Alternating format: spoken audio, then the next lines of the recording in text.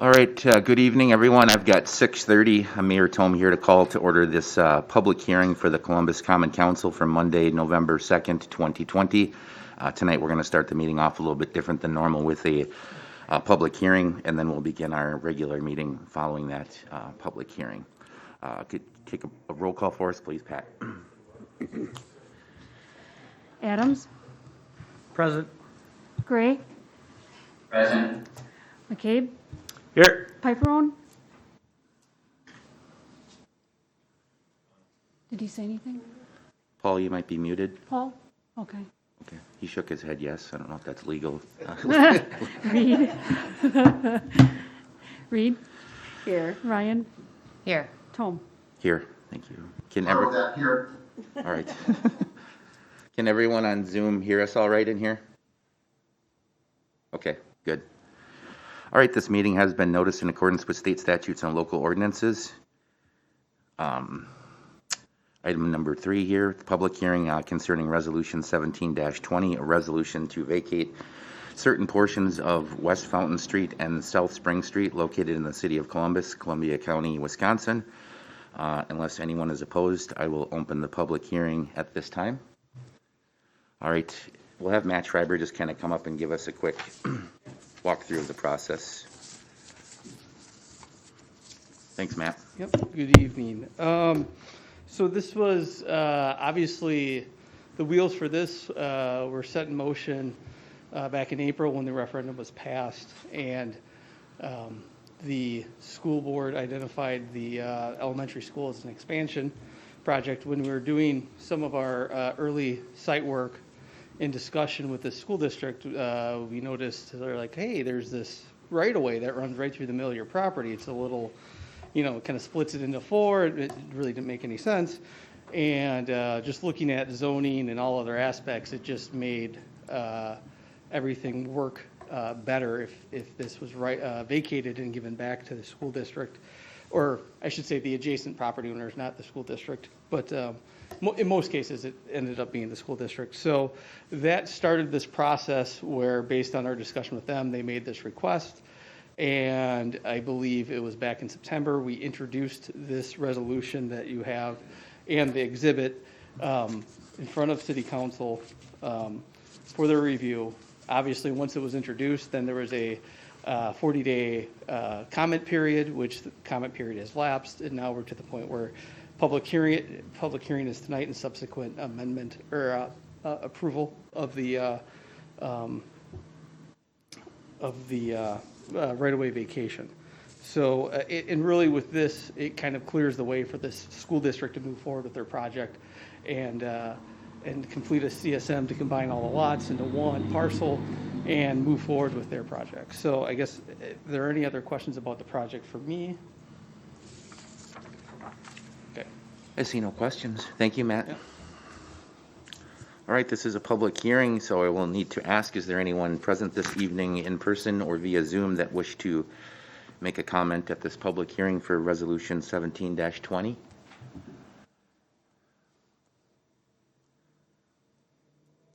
I'll again ask for a second time. Is there anyone present via Zoom or in person that wish to make a comment at this public hearing?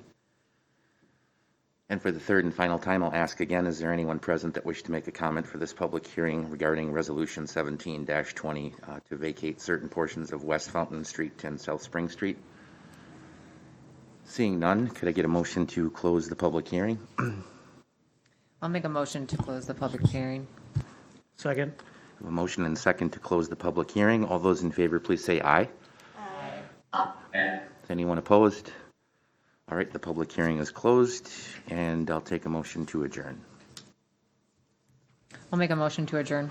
Second. We have a motion and a second to adjourn the public hearing. All those in favor, please say aye. Aye. Is anyone opposed?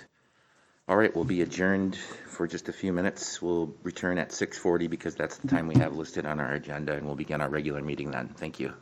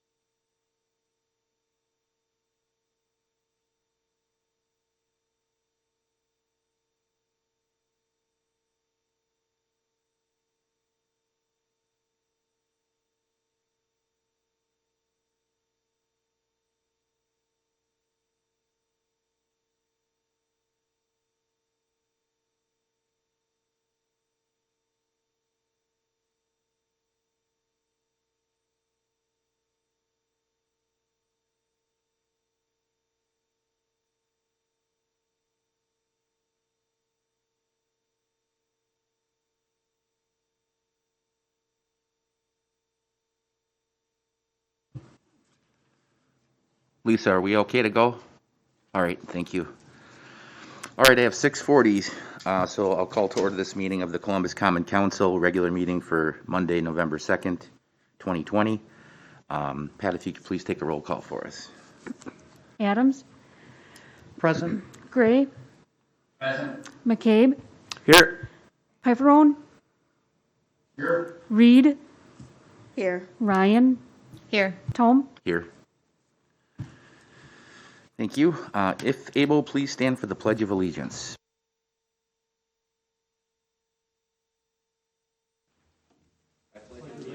To the flag of the United States of America and to the republic for which it stands, one nation, under God, indivisible, with liberty and justice for all.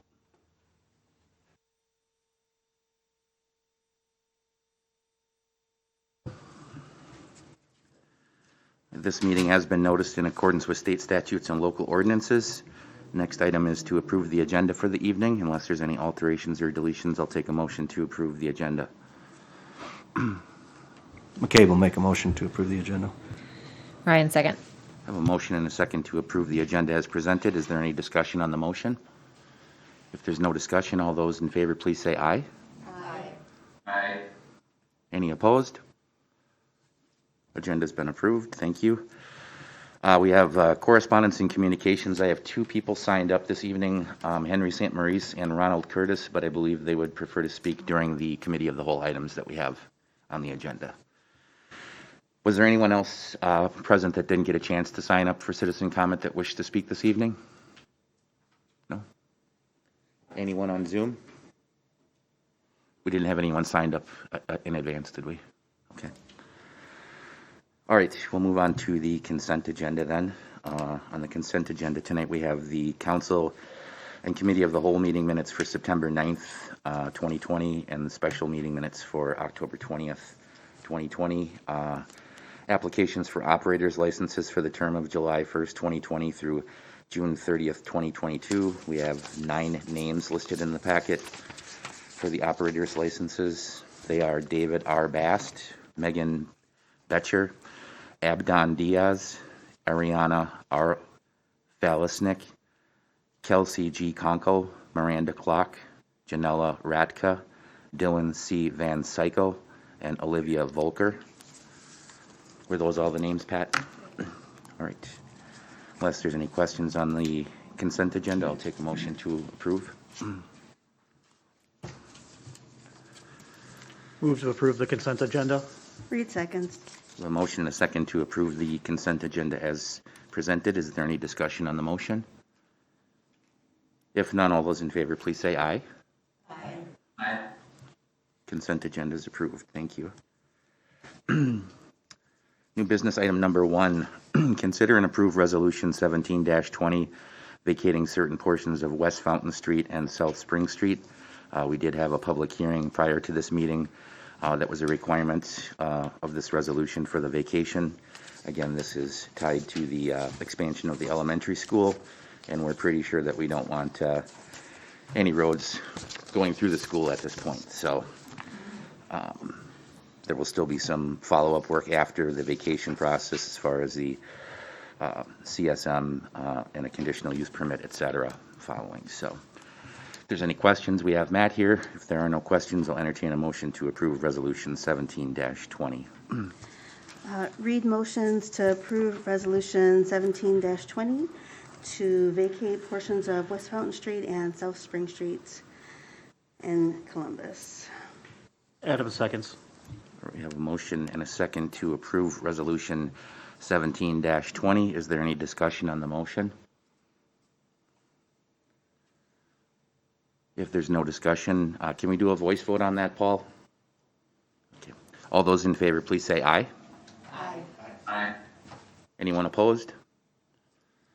Resolution's approved. Thank you. New business number 2, consider and approve Summit Court snow removal practices. This was discussed at the prior committee of the whole meeting. There is some updated information that's made it into your packet here.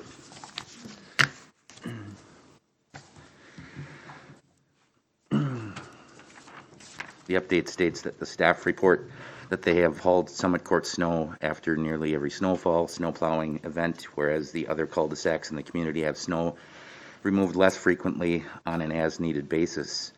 This cul-de-sac accumulates snow at a greater rate than other cul-de-sacs because it includes all of the snow from the street plus snow from private properties, which is otherwise prohibited by ordinance unless there is a permit issued by the Superintendent of Public Works.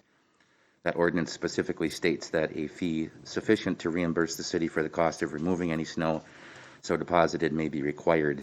In addition to using our staff and equipment to remove the piled snow, we also have city snow plowers treat the Summit Court with salt. On the back of that page, there's some information stating that the using the 90-minute snow removal operation documentation from the last season, the cost of staff and equipment comes to about $356.16 for the cost of wages and equipment.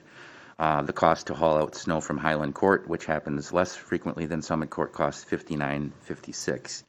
The estimated cost of plowing Summit Court is $72. Guess the action requested of the council is to determine if the snow removal agreement should be continued for Summit Court and determine if some or all the costs should be billed to the contractor or association. The one question that I was going to ask right away was just clarification on the dollar amounts. It says the cost of staff and equipment comes to $356.16.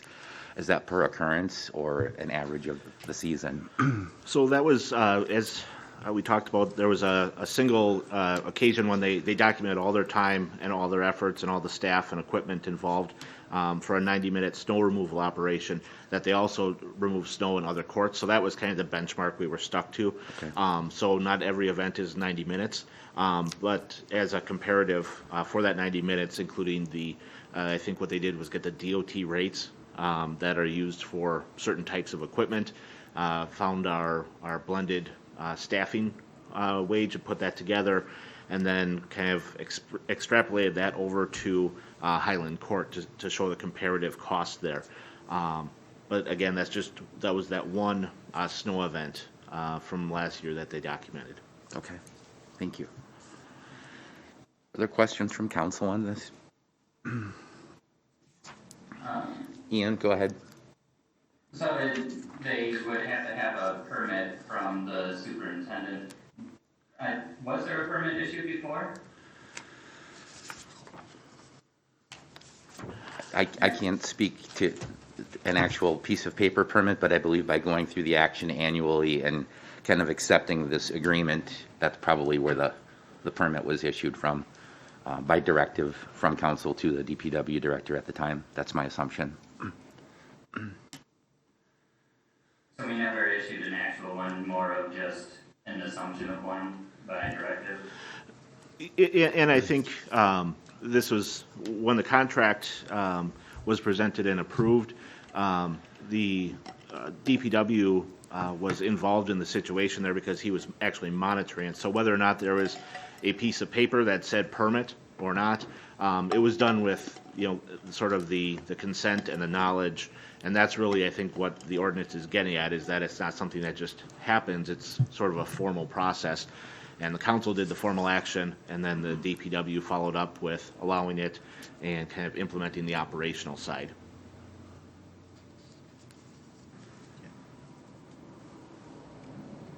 I don't know for sure. Pete, You first. go ahead. Okay. I still have a question on the cost part.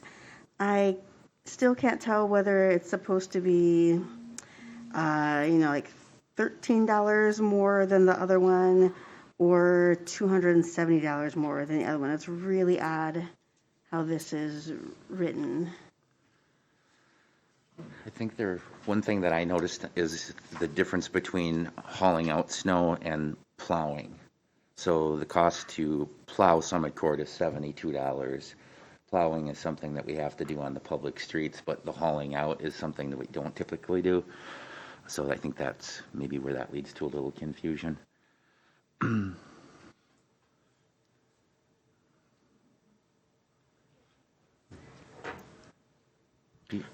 This is kind of a nuts and bolts question. So, if I'm understanding everything correctly today, we're kind of we're either going to approve or not approve the existing agreement that we have. And the new portion of it would be seeing if the association would be kicking in money this year for the snow removal. Is that, okay. Yeah. And okay, just wanted. Ian, go ahead. So, I don't know, from the last meeting, I made it clear that I think this is preferential treatment and unfairly spending the rest of the city's taxpayers' money on something that only benefits a few. But I do also sympathize that it's getting late in the season. But with that being said, I think we should charge them a fair amount per incident to do it and continue doing it for them this year, and then next year they can figure out something different, or we can figure out something entirely different, or we could go forward and do it this way again, but still charge them per incident if that's what we all decide. But, I mean, I don't think it's right to give preferential treatment to a singular group of people just because they don't know what else to do. You know, it just doesn't make sense.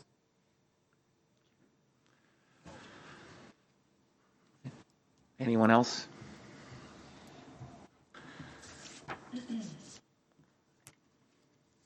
Trina? I'm just wondering how to go about having a discussion with the organization on what might be a fair amount to figure out what a difference is, because every removal is going to be a little bit different for the amount of snow.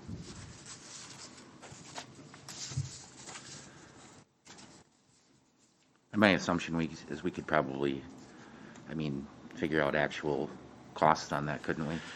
Yeah, it was sort of one of the recommendations that I would have is if they agree to pay, kind of the over and above what everyone else receives, then that might solve it, but we wouldn't necessarily know that amount until into the season.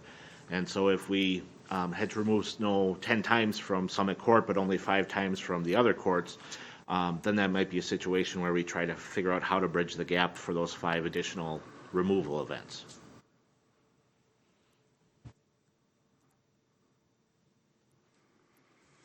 The other thing I had noted from the last discussion as well that I didn't really consider until between the meetings was, I believe Mr. Kleutzmann said that they generally will clear snow in your neighborhood when you get about 1 inch or more.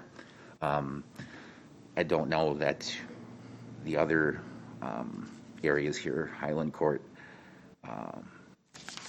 if they do that at 1 inch or not, or if they do it at 2 inches. And, I could see if it's being plowed every time there's 1 inch into a pile, you can accumulate more snow in that area that's got to be removed.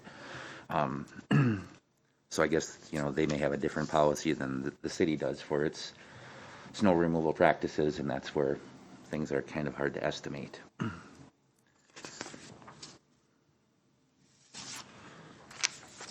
But we have been very lucky with the weather this fall, knock on wood. We have a good forecast this week, but we're going to have to figure out the best way to move forward for this snow plowing season.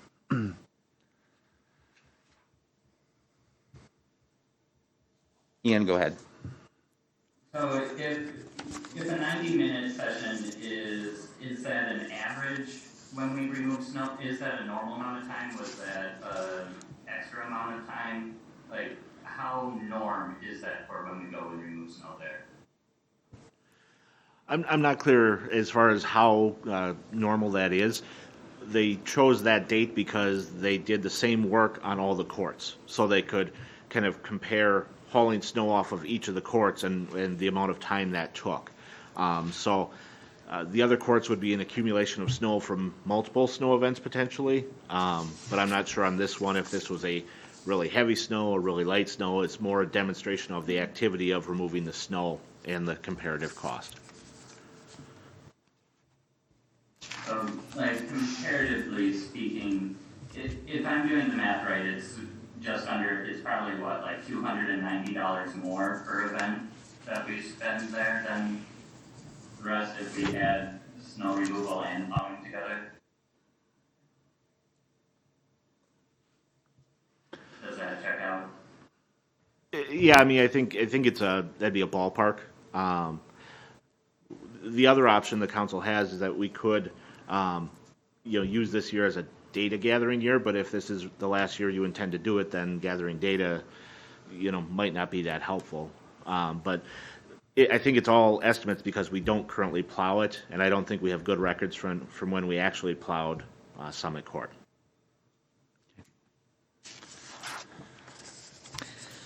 Go ahead, Katie. I'm just curious because in this email from Jenny on the back, the initial email, it's dated Tuesday, January 21st, and it says this is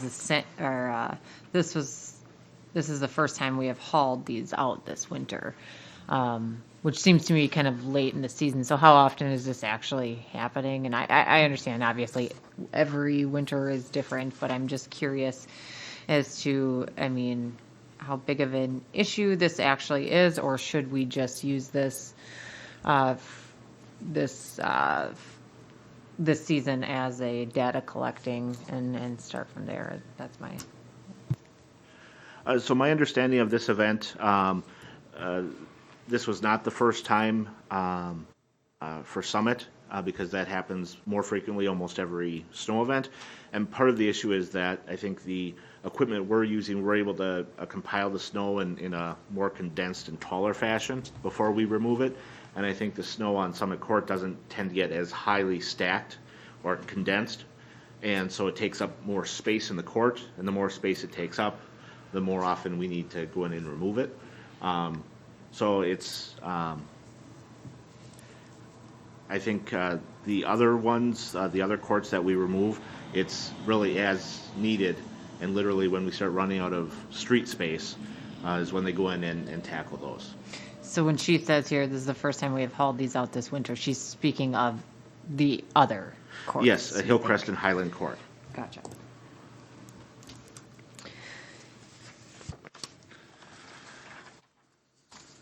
Ian, go ahead. In speaking to that, the main reason is because of all the private snow that's getting plowed into the street as well. That doesn't happen in the other courts. So this court's been getting plowed out much more frequently than the others, or removed the snow much more frequently. But I don't know, if we don't know how regular this is, I would still want to charge a per incident fee. Maybe this is a baseline of the $290, maybe we cut that somewhere in half and charge them $150, and then either refund or charge slightly more at the end of the year once we know for sure what the real cost was. But I just don't think just because we've been doing it for a long time doesn't make it fair to our citizens. It's some sort of fee should be involved.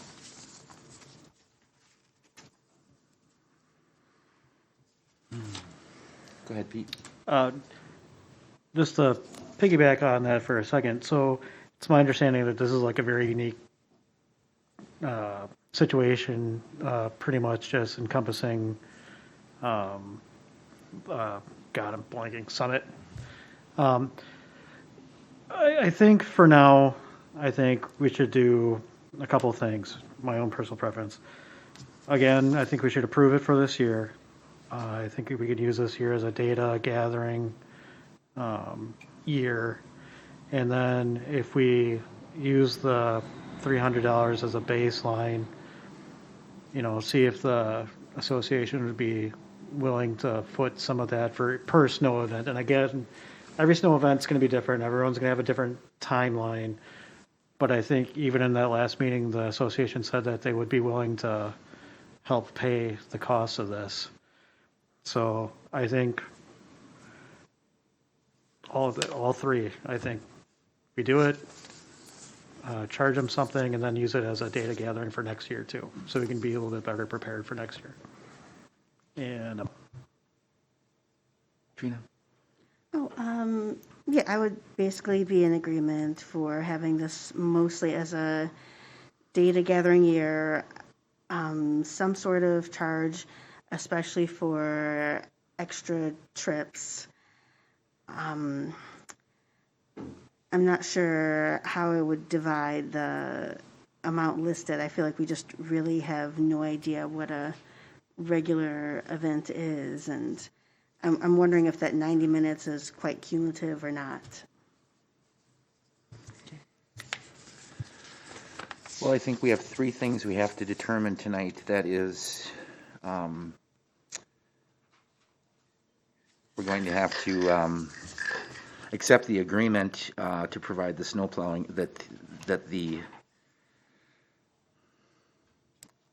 accept the agreement from the contractor that's going to be providing the snow plowing services as normal to the homeowners association, which then would give the right for them, I guess, to put the snow into the right of way, and then determine a cost, if any, that we would want to recover this year, if that's the will of the council.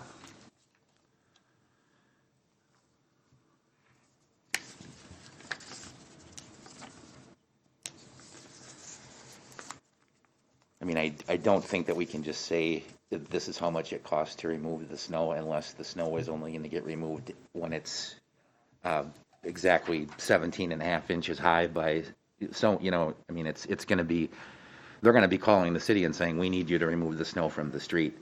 I guess how much time it takes, man hours, equipment, whatever, then we can say, here's how much it costs to do that. Ian, go ahead. So if it's $350 for a 90-minute snow removal, why don't we just charge them per 30-minute incident? If there is an incident where we're removing it also from other courts, we can deduct the 30 minutes that we spent doing it from the other court from their total that time. If we're not removing it from other courts, they get charged the full time that we're there to remove it. Because we remove snow from their court far more frequently. So a lot of times we're only removing snow from them. But if we are also removing from others, we could give them that allowance that it took us to do it from others as a portion. Sure. Anybody feel like forming any of that stuff into the form of a motion? I can't imagine what it would sound like, but it'll be interesting. Question. Go ahead, Pete. Is this one of those situations where could we conceivably approve the contractor for the snow removal and then try and figure out a rate at a separate meeting, or does both have to happen tonight? We certainly could bring it back for further conversation at the next committee of the whole to talk more about this year. But I think the time crunch right now is that if we do get snow next week, that there's got to be something put in place here.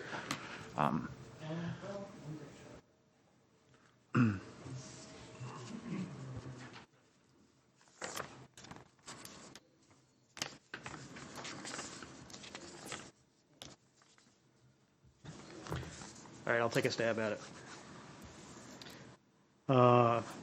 Okay.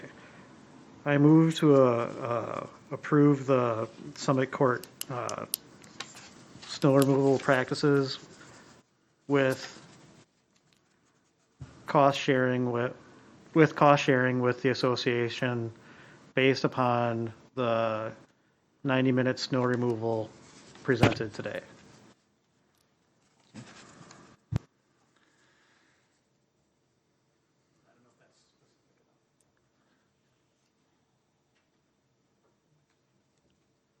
Is there a second? Second. All right. We have, from my understanding, a motion to approve the Summit Court snow removal practices as we've seen them historically, with potential for cost sharing this year. And that we would want to return the discussion back to the next committee of the whole to talk about the cost sharing. Is that fair? Okay. Is there any discussion on that? Questions? Do we need a number for cost sharing in order to approve it and move forward? It's my assumption we can maybe have a conversation in 2 weeks and hopefully won't have to haul snow out of there and have a decision made by then, but that's being optimistic. And potentially, with approving the contract, if it was contingent on successfully negotiating some kind of reimbursement mechanism, Then if we never do come to terms, then we don't have to worry about it, but it does hinge the approval on the successful negotiation of some kind of compensation. Okay. Paul, do you have concerns? Yes, Okay. I think Alder Adams' original motion was an effort to follow what Ian was saying by taking the 90-minute and the 300 and some odd dollars and trying to figure out a proportion or a dollar figure off of those two numbers. And I think what the mayor said is approve the contract and then send the rest of it back to the committee of the whole for further discussion. And I think what Kyle just said was something else. Okay. So you've got a motion and a second on the floor right now that needs to be dealt with. All three of those options are certainly viable, but that's not what has been seconded right now. It's just, what's been seconded is what Alder Adams said. Okay. So we have a motion right now to approve the Summit Court snow removal practices as we have historically, with the inclusion of the 90-minute snow removal documentation information in our packet.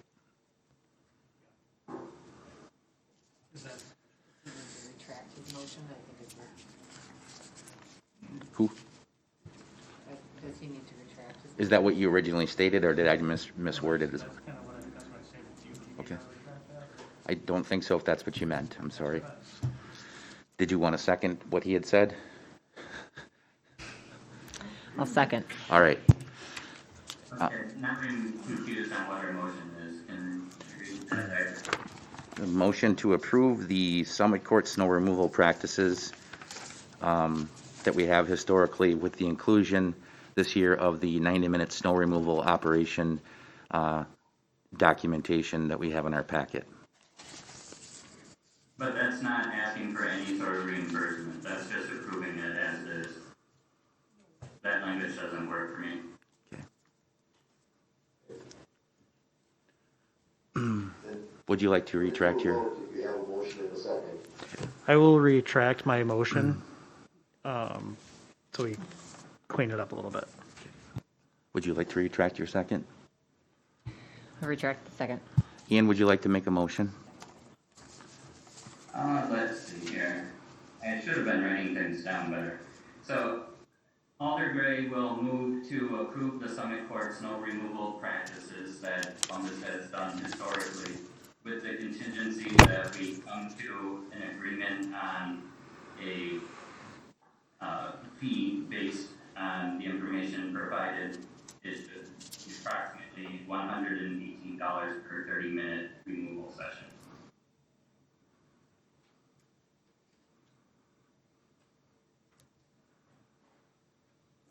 All right, is there a second to that? Second. All right, I believe, correct me if I'm wrong, Ian, we have a motion to approve the Summit Court snow removal practices as we have historically, with the inclusion of the 90-minute snow removal operation, and you're saying an average of $118 per minute, 30-minute session approximately, that we come to some agreement on that? Making the approval contingent upon us successfully Okay. negotiating the. Okay, contingent upon. Yeah, I think contingent is the key portion of that, because otherwise it's just approved with or without. Okay. And then that would mean we would have to bring that back for further discussion at the next committee of the whole. Is that correct, Ian? Is that your intent? Correct. Okay. All right. So Go ahead, I'm Trina. confused. It sounds like his motion is simply to cancel the previous agreements and then putting in an exact number, but I don't know if we're ready for an exact number. It's contingent upon, is what he's saying, I guess. Okay. Yeah. That's just the most logical number that we have right now. So I think it's just good that they'll know what the baseline number is for the next committee of the whole discussion, for us to be able able to go back and forth with Summit Court to prove it. That's the only reason I included that number. Okay. All right, I think we have a motion and a second. Is the council clear on what we're trying to attempt to do here? I think it's approving what we've done historically in case it snows, but then we'll be returning this to the committee of the whole for discussion on the exact fees that this agreement is going to be contingent on. Is that clear? All right. We have a motion and a second. Matt, or Pat, can I have you please take a roll call?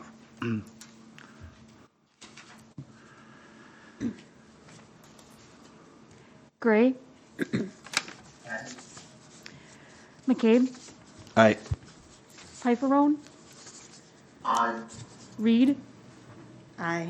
Ryan. Aye. Adams. Aye. Motion carries. Okay, thank you. So at this point, we do have the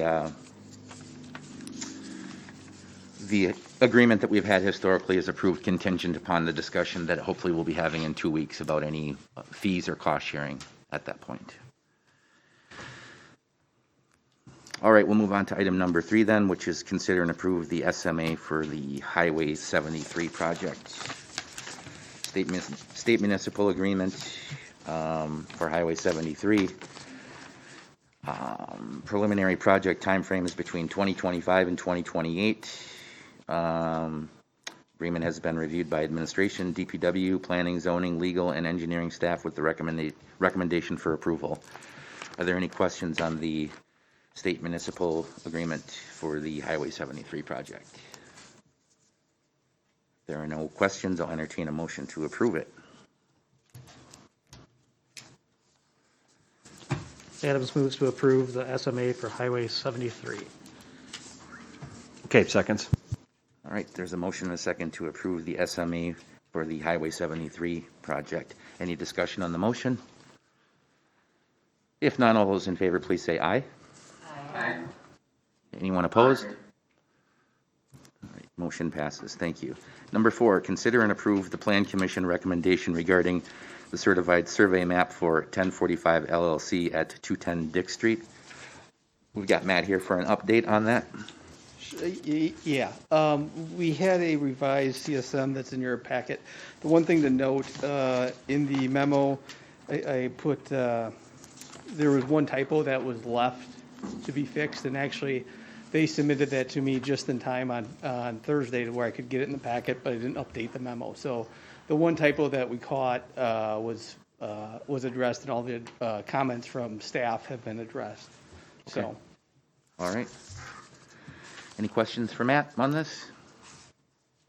If there are no questions, I'll entertain a motion to approve the recommendation of the Plan Commission regarding the certified survey map for 1045 LLC at 210 Dick Street. I'll make a motion to approve the Plan Commission's recommendation regarding certified survey map for 1045 LLC at 210 Dick Street. Adams seconds. All right, we have a motion and a second to approve the Plan Commission recommendation regarding the certified survey map for 1045 LLC at 210 Dick Street. Is there any discussion on the motion? If there's no discussion, all those in favor, please say aye. Aye. Aye. Anyone opposed? Motion passes. Number 5, consider and take action on claims in the amount of $1,472,618.11. Any questions on the claims?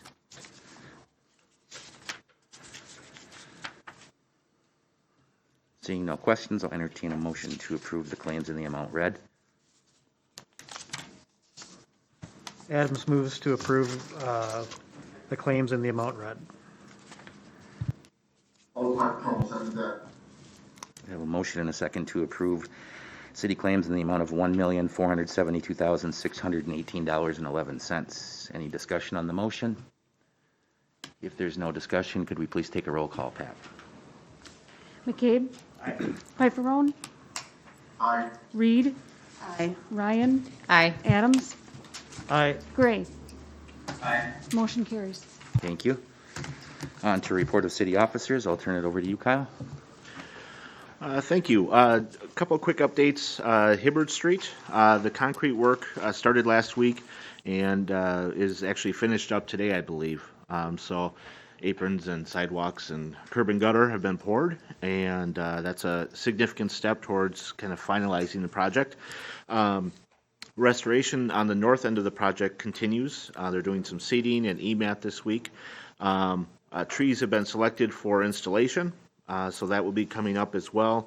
And if everything goes well, paving could be completed next week as they put down kind of the binder course on the south and then finish up the remaining asphalt work.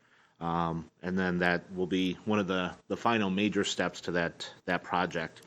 DPW has also been working to develop some drop-off options for leaves because in certain portions of the project you don't have a street you can rake your leaves out into. It's gravel and dirt, and that doesn't work very well. So they have been working there to get some pickup options for them, just to try to make sure that we're providing a service to them as everyone else in the community is getting. And just wanted to point out that it's nearing completion, and there's really less and less to do every day. So that's was a major project that when we started, and it's been going very well so far. And I think we've been very lucky. So I'll be glad to see the final pavement go and some of the restoration work kind of get into full speed. Budget work continues. The plan was to be at our next meeting, we would have the budget hearing. As it turns out, we were not able to get the notice published by today based on the publishing deadline for the paper. So we will not be having the public hearing in 2 weeks. We can't. There's a 15-day waiting period between the publishing and the hearing. So the fallback date has always been December 1st, and that still can stand unless there'll be a special meeting before then. And we'll touch on some of the budget things with garbage later. And there's the potential that we could have a special meeting the week of Thanksgiving, or we can wait till December 1st. So something to think about. Also, I just wanted to mention that as the COVID-19 situation has kind of evolved and is increasing apparently at a relatively rapid pace, we're contemplating closing City Hall to the public again, like we did this spring. There's really an increase in infections and a straining of the available resources to do the contact tracing. So what we're seeing is that there's sometimes many, many days and sometimes no official contact tracing going on at all. And so there's the thought that we would be a little bit safer for staff and for the public if we limited access to City Hall and kind of focused on doing all of our activities remotely, by Dropbox, by mail, electronically. And if whatever business needs to be done can't be done in any of those ways, doing an appointment setup where we kind of set up a location and deal with the business that needs to be handled. But there's just a concern that if we don't do that, we could actually be a source of the spread. And it's really hard for staff to continue their work if we're losing, 1 or 2 staff for 2 weeks at a time with infections. So that's something that we're very seriously considering, and I'll keep you updated if we make that happen. Thank you, Kyle. I did get some updated information from Clerk Pat Gable as far as voting goes. We have 3,450 registered voters in the city of Columbus, and so far we've received, there were 2,200 absentee ballots that were issued, and have seen 2,049 returned, which means there's about 150 that haven't been returned through the mail or in person. There was 870 in-person votes cast during that period, and 75 new registrations since October 20th. Pat wanted me to remind you that the drop boxes at the library and City Hall should no longer be used to return your ballots. If possible, just bring them into the poll tomorrow at the polling place on Election Day. If you have received an absentee ballot in the mail but wish to vote at the polls in person, you should bring your mailed ballot with you. Voters can register at the polling place. Please remember to bring your proof of residency with you. Thank you for the updates, Pat, and thanks for all the work that you and Jane and the election workers have done to get all these early votes, and that's phenomenal. Make a big difference tomorrow, I think. Let's see here. Columbia County Public Health has requested assistance from the National Guard to provide pre-COVID-19 testing. The National Guard will be providing a drive-through COVID-19 nasal swab test in Columbus on Tuesday, November 10th, between the hours of 8:30 a.m. and 4:30 p.m. This event will be held at it says the Columbus Community Center, but it's a drive-through, so I'm assuming it's going to be in the parking lot or somewhere over on that edge where they're going to set it up. The free testing is open to the community and appointments are not necessary, but in an effort to save time, we encourage online registration. If you don't register online, you'll still be tested. Staff will be on site to assist with the registration process. Registration should be done no sooner than 24 hours prior to the event, so the day before that event happens. It's requested that modes of transportation, vehicles, horse-drawn buggies, etc., form a line and stay in the mode of transportation at all times. No restroom facilities will be available on site, so please plan accordingly. The National Guard will be doing the testing. They will be in uniform and full personal protective equipment. Individuals will be contacted with the results within 3 to 7 business days. So we do have this information posted on the city website, and there is a link that will take you directly to the Columbia County website where this was originally posted under Health and Human Services. So if you are interested in going, you can probably register or pre-register before you go through that link. So that is all I had. Unless there's anything else, I'll take a motion to adjourn.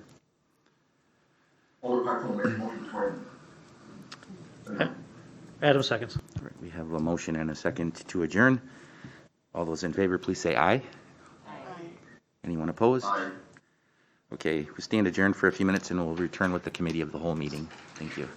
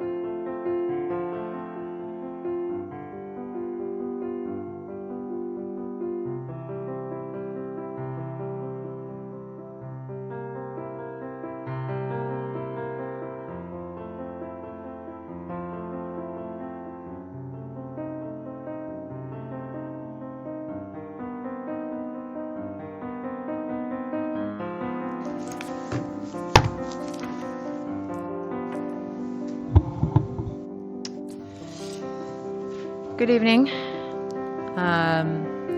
Welcome to the Columbus Common Council's Committee of the Whole meeting for Monday, November 2nd, 2020. Time is now 7:29 p.m. We're in Columbus City Hall chambers. Pat, would you please take the roll? Adams, Present. Gray, Present? McCabe, Here. Pifferone, Reed, Here. Ryan, Here. Tom. Here. All present. This meeting has been noticed with the proper state statutes and local ordinances. Number 3 is to approve the agenda if there are no changes. I'll take a motion to approve the agenda. Adams moves to approve the agenda. McCabe seconds. Okay, I have a motion and a second to approve the agenda. All those in favor, please say aye. Aye. Is there anyone opposed? Okay, agenda is approved. This evening, citizen comments. I do have 2 individuals signed up under citizen comments this evening. But as I understand it, each of them would like to speak on different agenda items. I have Henry St. Maurice. Henry, you'd like to speak for number 8, the Rotary Park discussion, is that correct? Yes. Okay, and I have Ronald Curtis. And if my understanding, Ronald, you'd like to speak at number 11, the stormwater utility update. Okay, thank you. Is there anybody else that didn't get a chance to speak or didn't get a chance to sign up that would like to speak this evening at the Committee of the Whole meeting? Okay, seeing none, we'll move forward then with the number 5 on the agenda, which is the committee minutes. Within our packets this evening, we have committee minutes from the Columbus area EMS from September 2nd, 2020.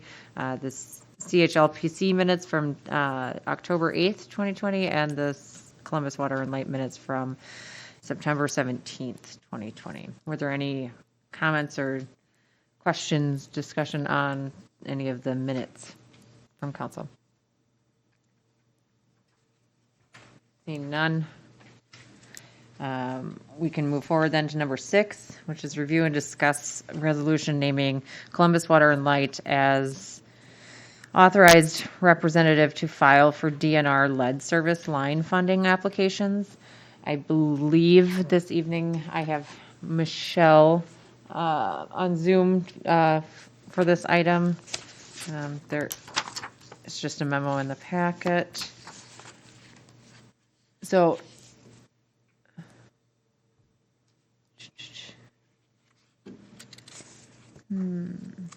So this is just part of the process to the application for the funding that it will be available next year from the DNR to replace customer side lead laterals. So it was downloaded from their website. 2016, the Water and Light Commission was able to pass a resolution, but if you saw the memo that was put in your packet, this year they're changing it a little bit different, and it has to be through the municipality. So I'm just here if there was any questions. all right, thank you. Were there any questions for Michelle from council? I'm not seeing any, thank you. Okay, we will then move on to number 7, review and discuss donation of Christmas decorations from the CDDC Chamber of Commerce Beautification Fund. And I have Matt Schreiber here to discuss that donation of Christmas decorations. Sure. Beth Riani from the chamber reached out to me and requested the donation form. They are looking to purchase green garland that will go on the 4 light poles that are basically right out in front of City Hall here on the intersection of James and Dickinson. And I put together in the memo. I see JD's on the phone, if JD wants to speak on behalf of the chamber or CDDC. But I think the donation is fairly straightforward as far as what they're proposing to do. The one thing I always like to note is, you know, we are getting a donation and we're thankful for their efforts, but there is still some cost to the city, especially when you're talking about staff time to put them up and take them down and store them and maintain them. So I did put that in the memo just as a reminder that there are some things that the city are doing as part of this project. So I guess really with that, the donation form I think is pretty straightforward. So any questions for me? If you don't mind pausing one moment, Paul, are you able to hear okay? I saw you had a sign up. I didn't see it in time to read it. You're muted. I can hear some of them, but Trina, no. Adams, no.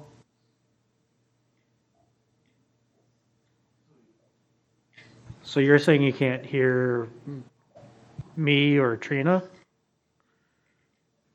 Yes.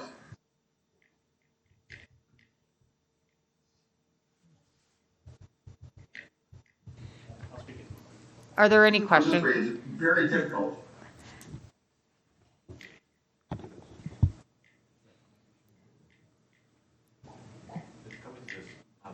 We could have her increase the speaker from these mics, but then there could be feedback as well.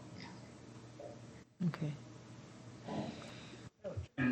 I'm wondering also if, I know that previously we'd had issues kind of with microphones 3 being on at a time, if maybe that's having something to do with it. Were you able to hear Matt okay at the podium? Yeah?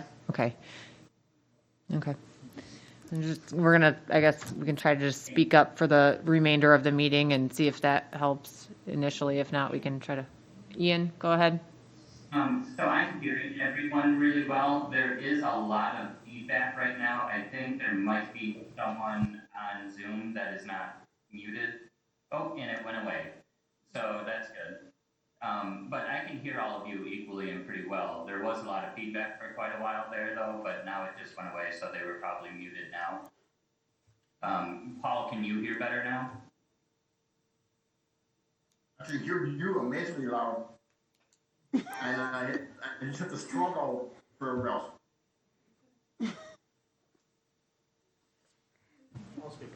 Okay, we'll do our best to kind of speak up. Good question. Trina has a question. Hi, I just wanted to ask how the garland will be attached to the light poles. Is it a simple process for the city workers? I do not know. Yeah. I don't, is JD still on? I'm not sure if JD would know.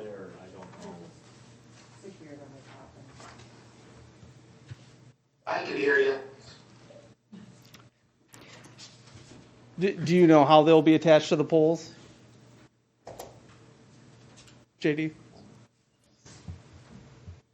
No, I've been posting about the donation because in reality, if the form is not signed correctly, I will get a Okay, he's cutting in and out. JD, sorry, you're breaking up there. because, you know, it'd be akin to theft if you took that from, not having it properly signed authorities from the. JD, I'm sorry, you're breaking up there. The question was if you knew anything about how the decorations were going to be attached to the light poles and if it was an intricate process.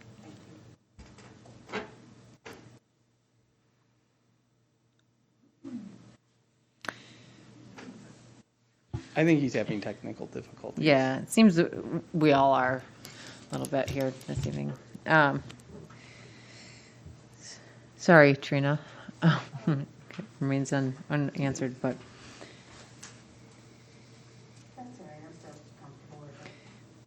Okay. Ian's got his hand up. Ian. So just a quick, and this is super, it's just semantics and not incredibly important, but it doesn't look like there's anything that's exceptionally Christmas specific. So perhaps we could call it a holiday decorations donation instead of a Christmas decorations, just to be inclusive. Thank you, Ian. Is everybody? It looks like on their application, they call it holiday. It's just whoever wrote this up calls it Christmas. Like Cambridge, call it holiday decorations. It's just to be called it Christmas. Sure. Any further questions for Matt about this donation from the CDDC and Chamber of Commerce Beautification Fund? I am not seeing any. Okay, thank you. Move that forward. All right, number 8 is just review and discuss Rotary Park electrical outlet donation. We have Amy Jo here this evening to speak on that, as well as Henry St. Maurice has signed up as well. You guys can come to the podium if you'd like. Sure.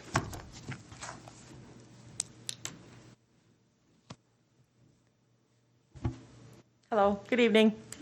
So Rotary's, Henry St. Maurice is here on behalf of Rotary, and they would like to install some electrical at the open shelter at Rotary Park, as well as some additional lighting. The scope of the work, some of the conduit's already been laid, but he has more of the information, so if you have any questions for him, I'll ask him to come up.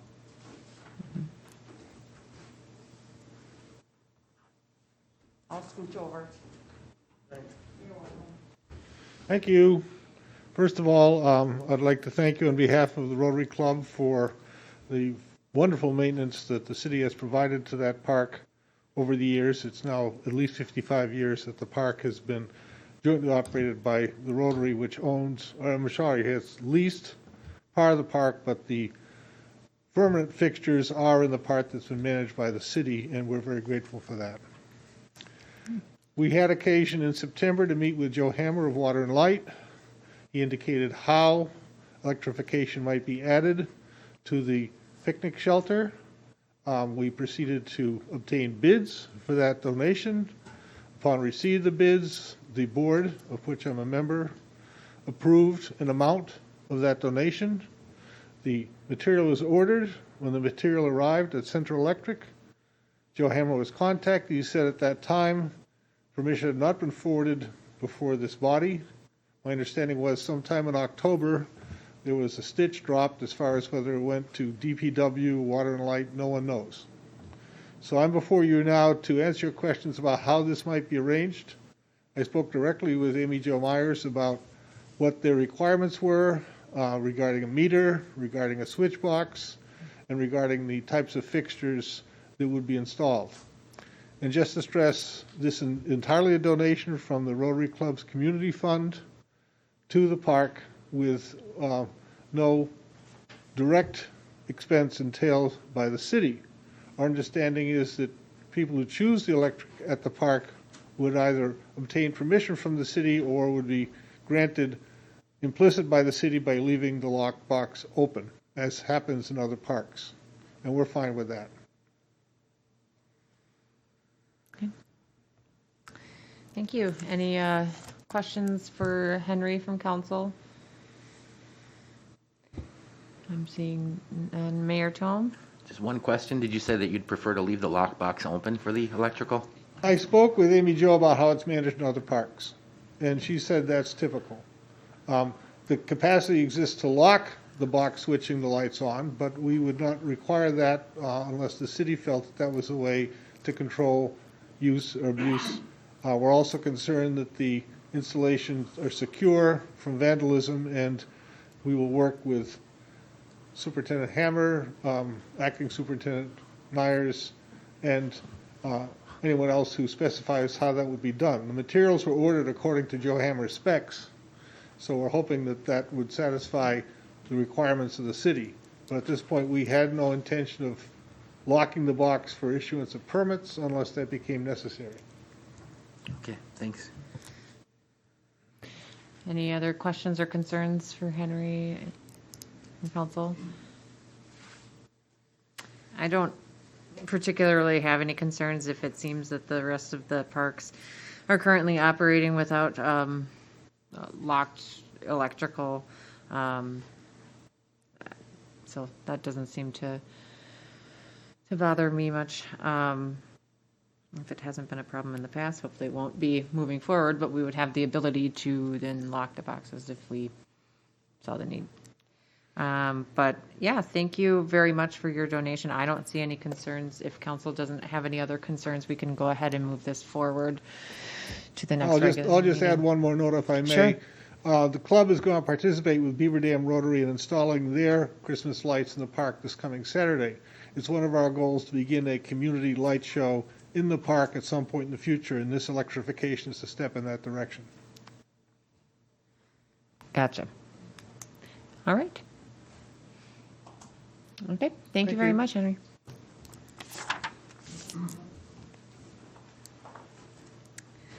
Okay, we've got, next up is number 9, which is review and discuss disposal of surplus equipment, specifically 2 police squads. We did have Dennis Weiner. Oh, he's in person now. How'd you do that?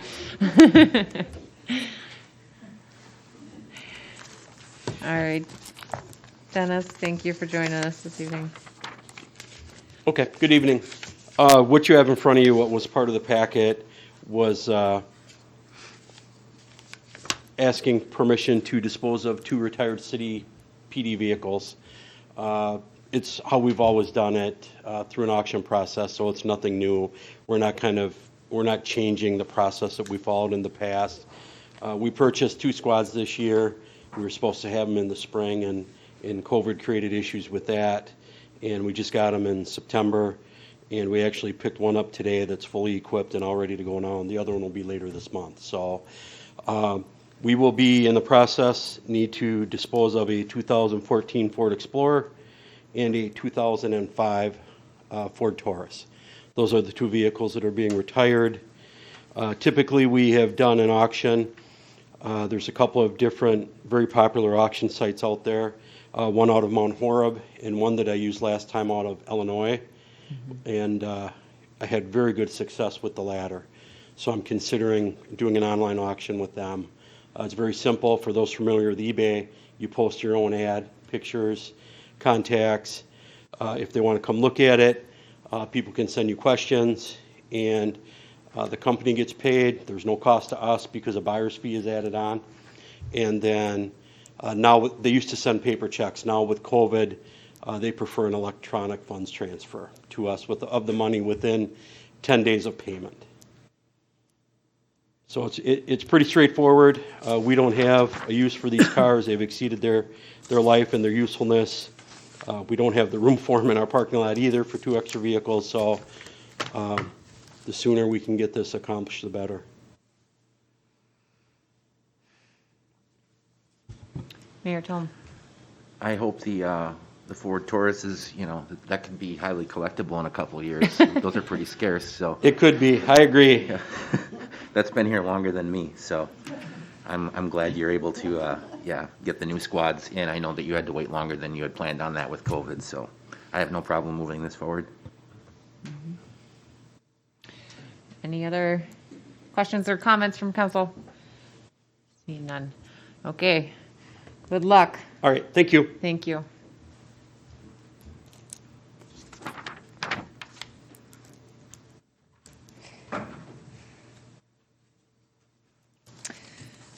Okay, number 10, we have, it's review and discuss garbage and recycling fees. There's a memo in your packet. This was discussed, I believe, the last committee of the whole we had, and just kind of how to address this problem with the budget. So we have Kyle's going to give us an update on all that.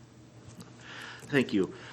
Yes, we did discuss it at the last meeting, and essentially, as budgeted with the expenses we had and the revenue that we had anticipated, we were running a deficit of nearly $20,000, which matches the past practices. We would set the rate build up a little surplus, let that ride for a few years, and then as we would run deficits, when it got below a point, I think 1 month of fees was kind of the benchmark. When it got below that, then it was time to consider raising the rate again. So the deficit as budgeted initially would have put us well below that 1 month of excess funds or kind of reserve funds. So there was a couple methods that we talked about. The consensus I heard was that we wanted to fix the deficit. So I developed three options in here. There's an unlimited, basically amount of options just based on dollar amount. But there's the three I recommended would be to figure out, as close as you could what the exact charge would be, and then charge that every year. So every year would be slightly different. You probably could run the risk of overdrawing that if you don't build in a surplus or a reserve contingency line, but that could be fixed as well. Option two, the option I recommended, was to set the rate at $184, which on budget projections would net about $8,000 over and above what the known expenses are right now. That would also then give us the potential buffer for future years, although I will say we're entering the last year of our current garbage and recycling contract. So it's a little unknown if we're going to see flat rates or if we're going to see significant increases. So I wouldn't be willing to bet that there'd be no more increases there. And then option three being a little bit larger increase, building a larger sort of buffer so that you might be able to ride that rate for several years before needing to come back. Again, there really is knowing what the next contract will hold for waste and expenses. So it's a little bit up in the air as far as how long that would even hold out. So these are some potential options. Any of them should work to achieve the goal of not having a deficit.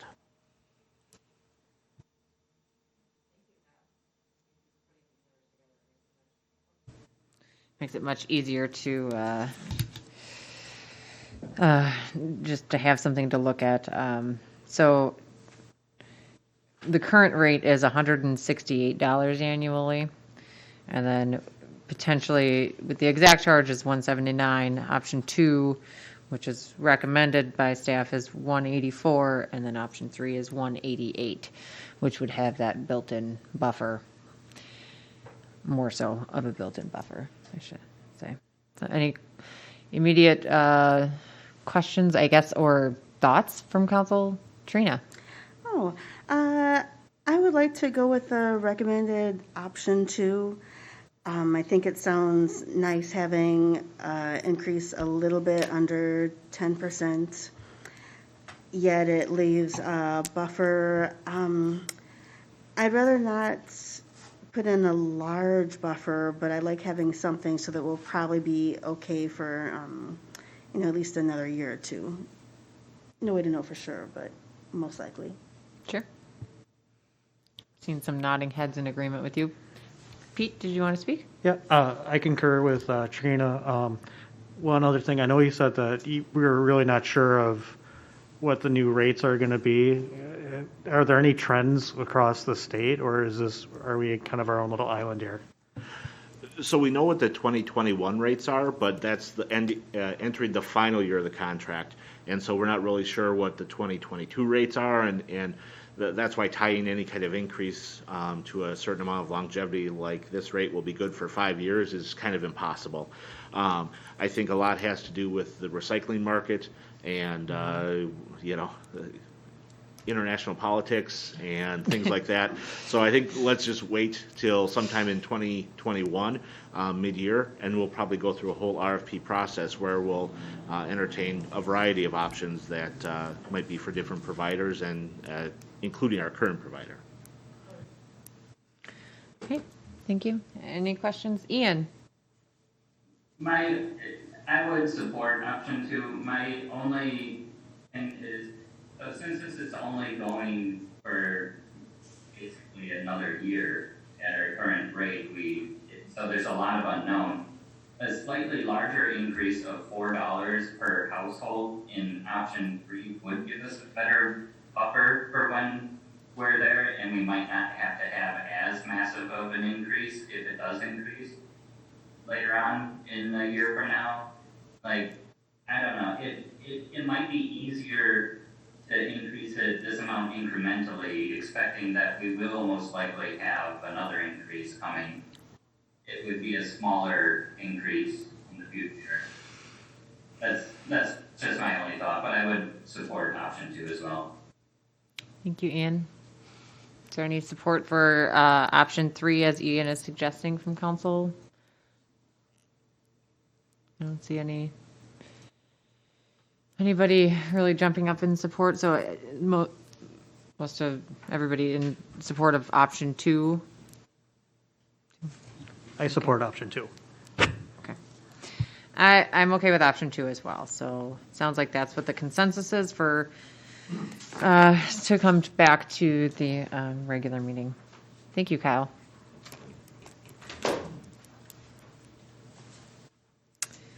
Okay, number 11 is review and discuss stormwater utility update, and I also have Kyle here for that. He put together a wonderfully detailed memo in the packet. I don't know, we also have a citizen signed up to speak on this. Did you want to go ahead and introduce it for a little bit, or did? My preference would be for him to go through his presentation and then determine whether I want to add to it. Okay, thanks, if that's your preference. All right, thank you. So we talked about this back in August, and we talked primarily about the concept of a stormwater utility and kind of why we would consider it, what the benefits would be, kind of the structure and how it would be organized. And so I'm going to touch a little bit on that.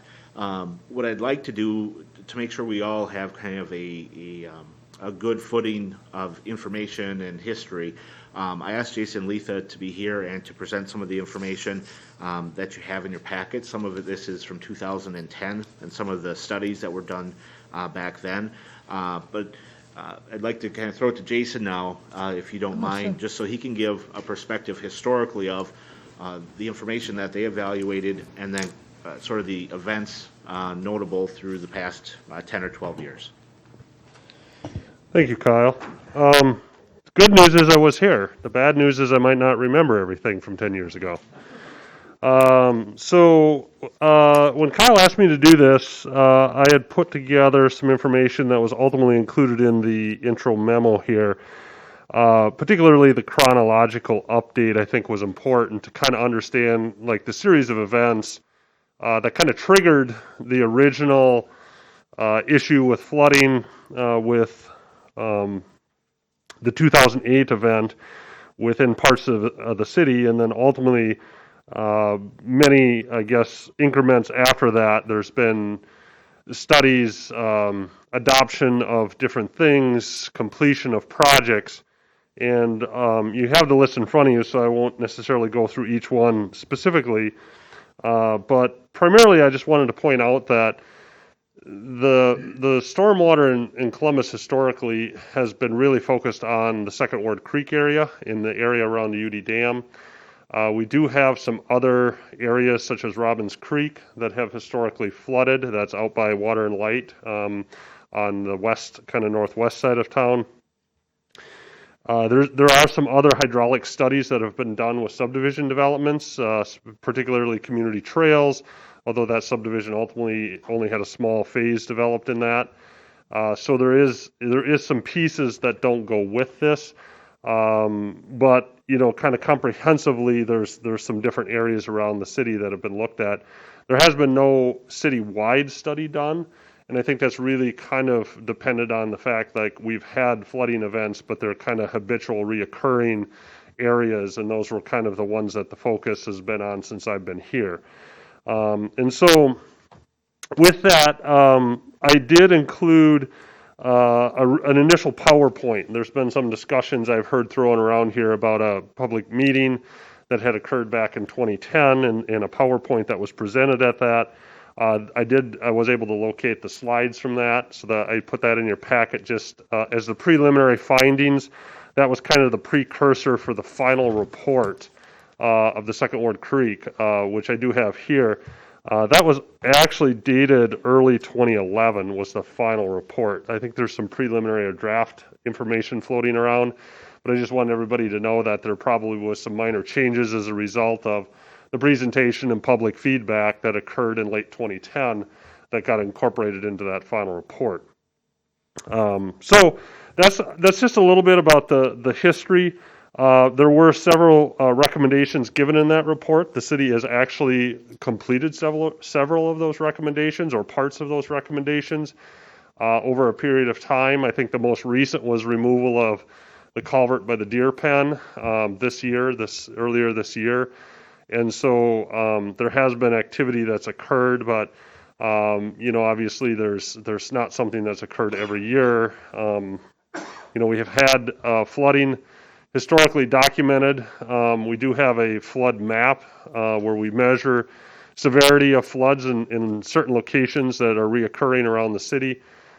We don't always document every flood event, but we try and get flood waters when they cover roads, when they impact structures, when they're longer than just a few hours. I mean, sometimes we have a very quick rise in water, a very quick receding of waters. They're hard to document. There's many causes as to why these flood events occur. I believe they're all different. Personally, being in this business for a long time, there's really a lot of apples and oranges out here, in my opinion.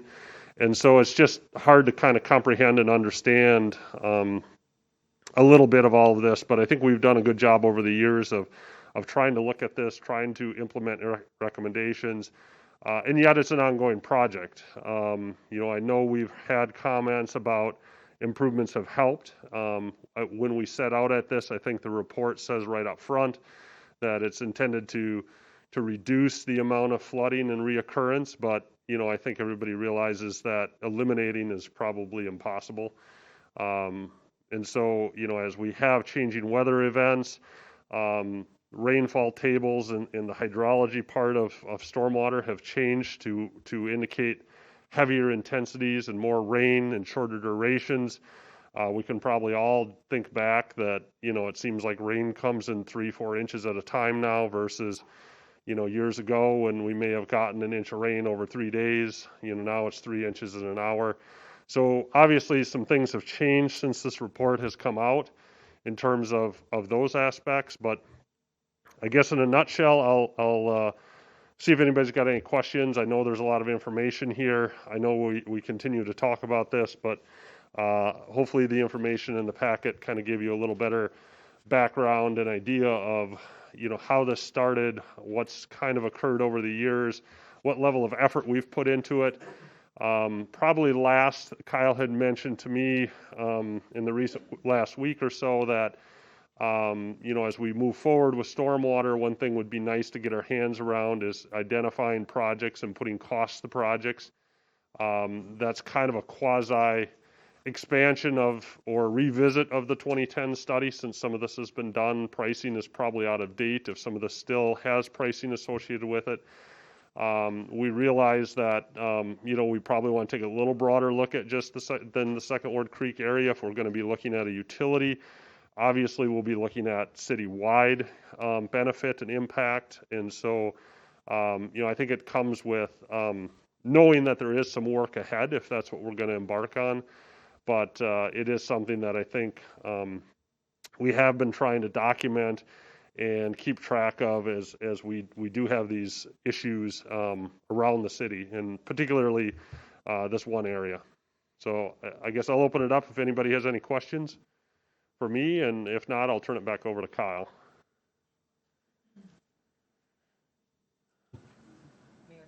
I have one just real general question. You hear people talking about, 100-year storm. I don't know if we've got the 500-year storm under our belt yet, 50-year, 10-year average. How often does that stuff get updated through FEMA? I mean, it seems like even in the last 10 years, when you look at the rainfalls that we have, who's kind of leading that for us? Is it FEMA? Are they setting the standards or changing those maps just based upon what we're seeing. Right, so that's a good question. So essentially, in 2014 and 2016, we had updates to our flood maps and our flood insurance study in Columbus. We were able to document when we did our study in 12, and ultimately the DNR and FEMA documented later when they did their hydraulic analysis, that the original flood maps for the Second Ward Creek were woefully underestimating the levels of flooding and the amount of water that drains through that section or that corridor. To the tune of, I think they had, I don't have the numbers, but I want to say it was fourfold more than they were saying. So I think that was kind of the first step to recognize the problem. 2008 brought a lot of problems to the forefront, not just with Columbus, but around the whole state. So that was kind of an embarked effort by FEMA and DNR to remap. And then when it comes to just plain stormwater, there's some new rainfall tables out that have been updated that are recognized by like NOAA. They're called Atlas rainfall tables. What those do is they indicate what those amounts of rainfall occur in 24-hour periods should be. Those totals have increased because of these intensities that we're seeing. So, for example, I think we jumped from like 6.6 inches in a 24-hour rain period to now it's probably up closer into the 7 or 8 inch range. And so they've recognized they've increased those amounts of rainfall that we see, and we have been doing a lot of those old rainfall tables were based off of data in, say, the mid 20th century. And so, obviously we know that that's changed. So there's been efforts both on the hydrology side for modeling and stormwater purposes, and then obviously the mapping updates, which have occurred more recently as well. So we are seeing the recognition and the updating of information. Now, when will that occur again? That's hard to say. I think those last rainfall tables were in place for 70 years. And so, hopefully we're better at this, and we recognize that the climate's changing, and if we do have recognition of impacts, I'm assuming those will get updated more frequently.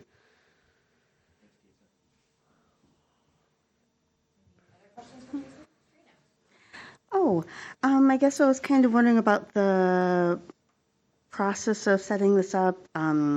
This would have to be like a ballot initiative. Yeah, I can let Kyle take that, I think, sure. Unless if there's something else for me. I'd love to keep you for another hour talking about engineering, but I know we all want to get home, so. I think this was really helpful.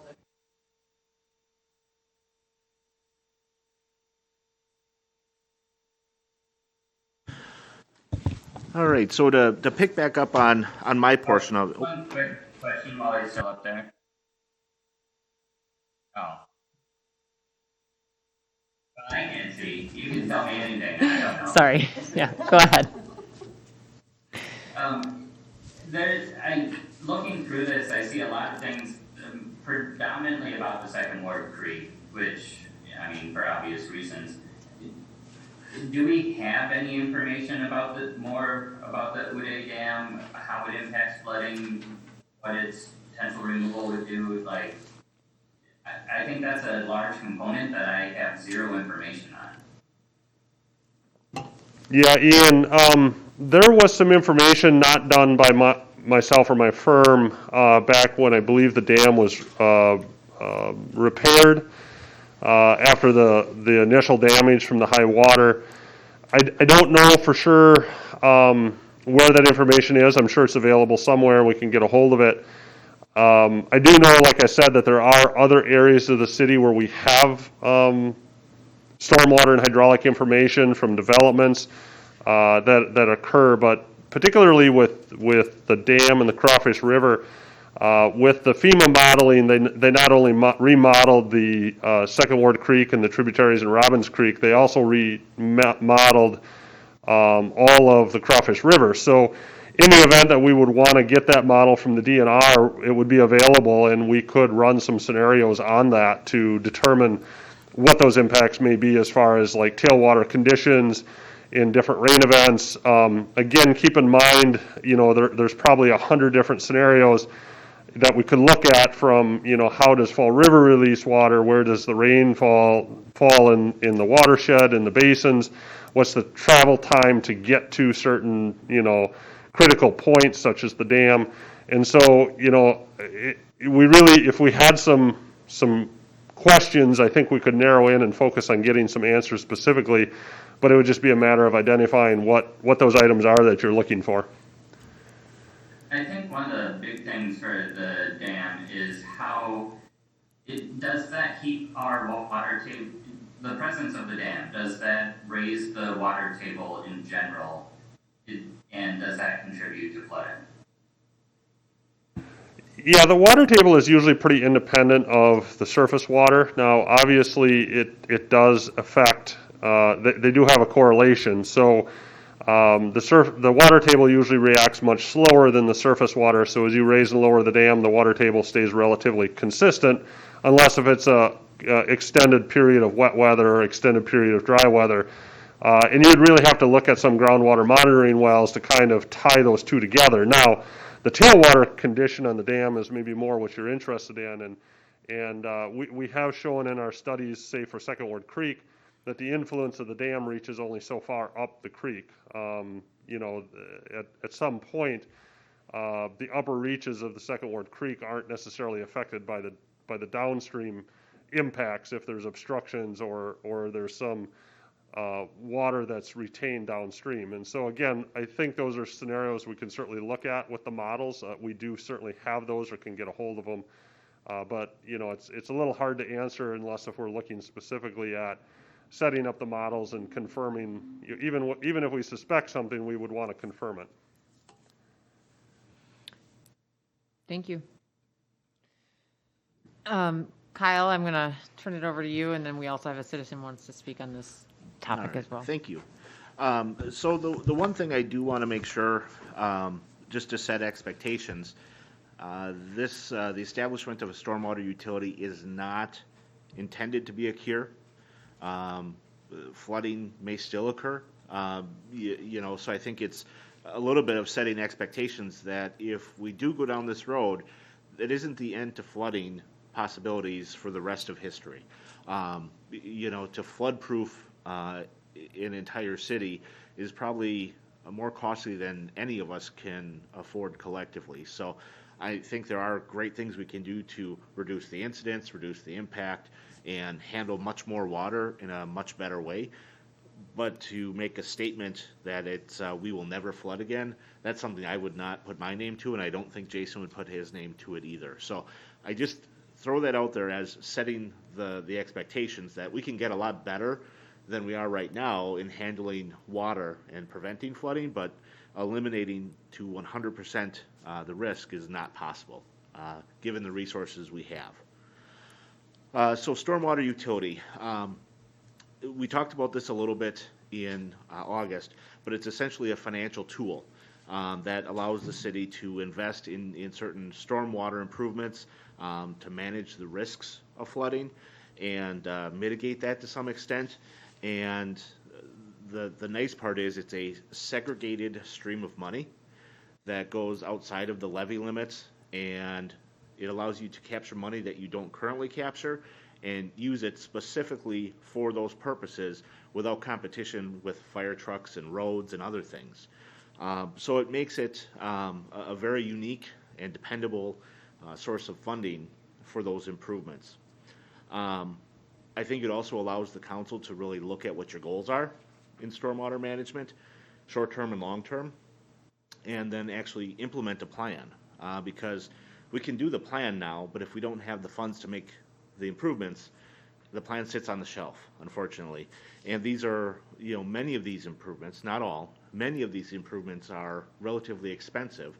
And if we were to move forward and put it in the general fund, you would have to take things out.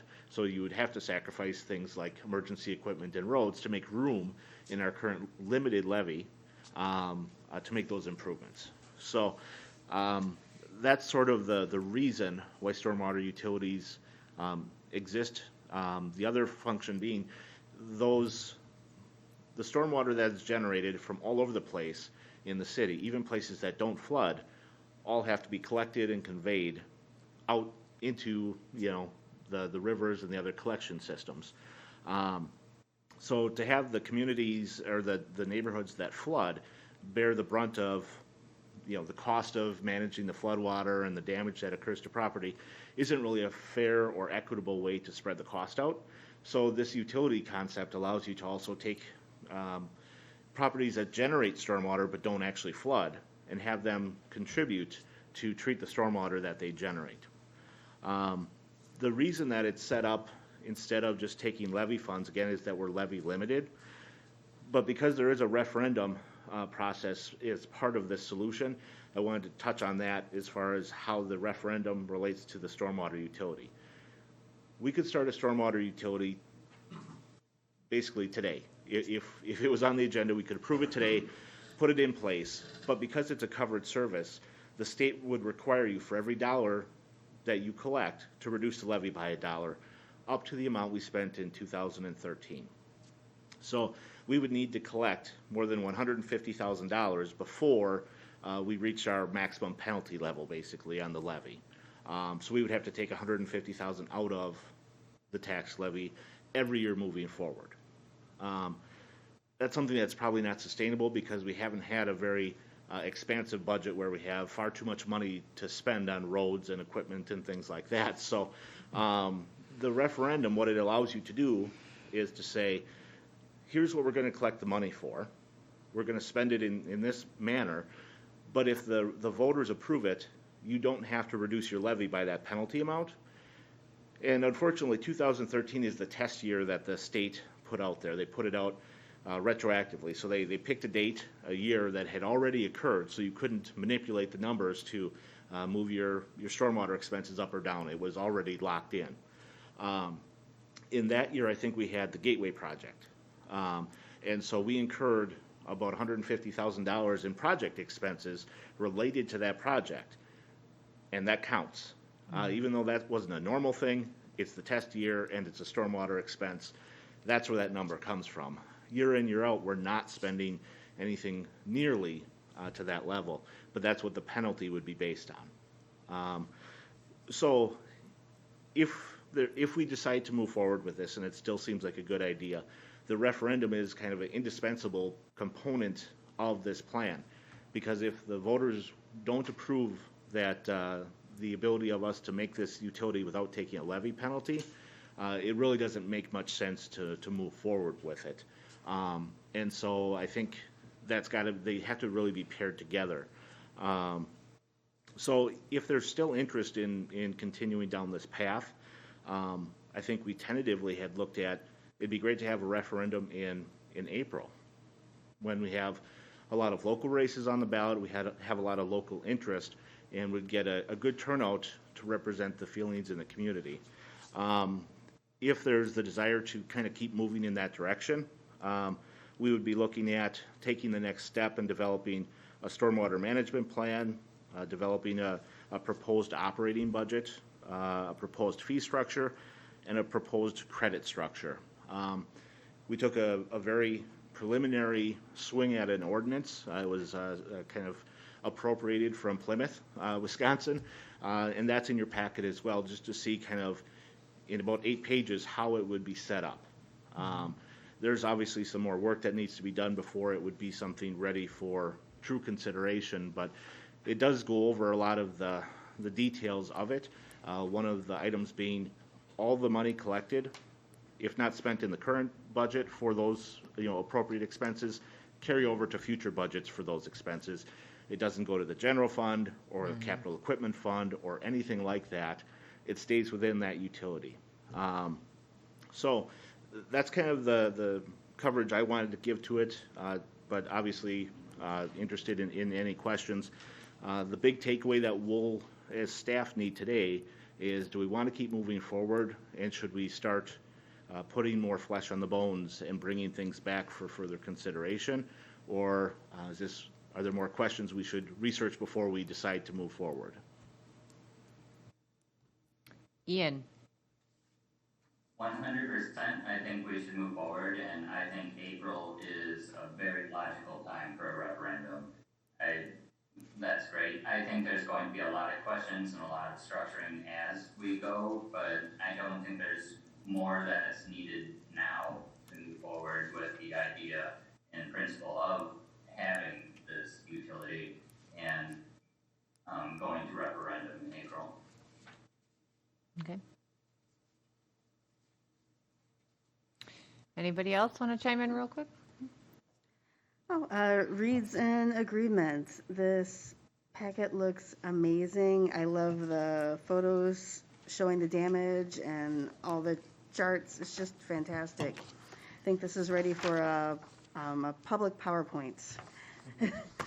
And April also sounds like a really good time. It's coming up soon. It'll probably be, still kind of wet at the moment. People will have, flooding risk on their minds. So sounds like good timing. Anybody else want to chime in? I'm going to call upon the citizen we have here to sign up. If not, at this, we're good. Okay. Hey. Should be a little talking face there on the, some sound waves, yes.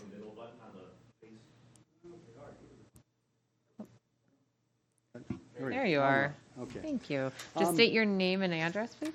My name is Ronald Curtis, 100 Brookside Lane, Columbus, and this week I have a mask that allows me to breathe under here. Oh, wonderful. So hopefully I can speak a little bit better. I'm real appreciative of this as an agenda item, and probably, I guess about a month ago, was the first I had learned that the council was actually talking about this on a bigger scale. I happened to be talking with Jason, and he said, there had been some discussion about that. And so I'm 100% in support of looking at this as an option. If it does go to referendum, and one of the things he says there is in his presentation is he's looking for the committee to give him direction to go ahead at the end of this presentation or somewhere in the process. So if it does go to referendum, I think that there's going to be a whole lot of effort needed in order to help the citizens understand how this is going to work. I'm from Second Ward Creek. I'm impacted by the flooding. I'm impacted by the flooding that Jason mentioned that's up above the effect of the Oodley Dam. It's above the remaining culvert in the park. And so with that being the case, the referendum and the utility itself would help everybody else, but I think in our interest, we need to be looking at something if the referendum doesn't pass. So my interest is making sure that people understand it so they can vote in favor of it or against it based on the merits of the referendum itself. Then if it were not to pass, the concern I've got is, well, what then? Say, too bad for the Second Ward Creek folks upstream of the reach of the Oodley Dam effect. I don't think that that's going to be able to be the case. Jason did a real nice job there of putting together the different chronological events that have transpired, and then there was the study that was done, and it showed that removing the culverts is actually going to have a big impact on the part that I'm talking about, upstream, up beyond the reach of the Oodley Dam. We had another one here, October 22nd, 2 inches of rain overnight. Did a little documentation after that, and I don't know whether Jason did. He's been very good about coming out in some of the different storm events and looking at what's going on. On the night of the 22nd, the morning of the 23rd, when looked at what was happening, where the culvert has been removed by the deer pen, no flooding at all. Plenty of capacity going on down through. From the head of the culvert that still remains upstream, again, we had flooding. Wasn't up into the street. It wasn't affecting structures at that point in time, but it was over top of the road in the park, and it clearly points to the fact that there is a constriction there that needs to be addressed regardless of whether the referendum does or doesn't pass. And so what I'm interested in is going ahead with the referendum, helping everybody out, making sure they understand. I've talked with a couple of neighbors about it, and first thing, more fees. Okay, I understand that. But if they can understand the purpose of those fees and that it's being administered fairly, which everyone I've talked with seems to think, that, well, that because we're in an area that gets flooded, that we would actually get hit harder because of the fact that, that we would be the ones supposedly benefiting from it.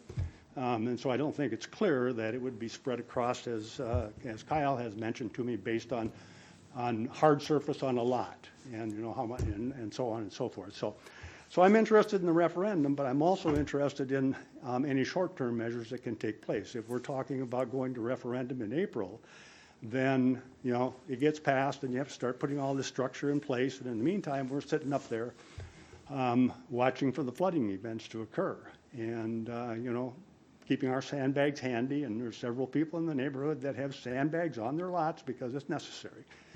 And I have one neighbor that every time they're talking about a heavy storm event, they sandbag their house. It shouldn't be that way. So those are my comments. I'm in favor of the referendum, but I'm also hopeful that something can be looked at in the short term. One of the things that was mentioned, short-term goals, long-term goals. Right now is a prime opportunity as far as borrowing money with the rates where they're at. We borrowed money, the city did, borrowed money from what I understand for doing the part down by the deer pen.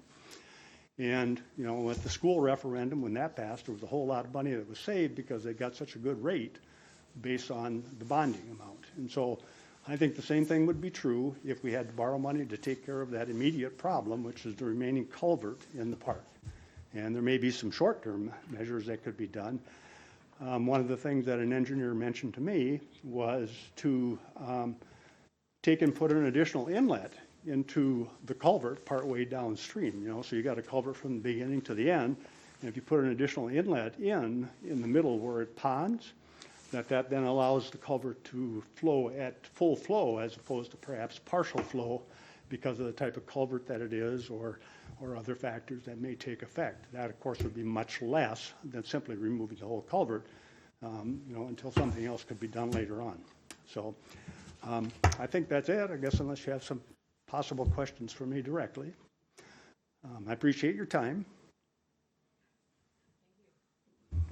Thank you. I appreciate your comments and coming this evening. I'm sorry?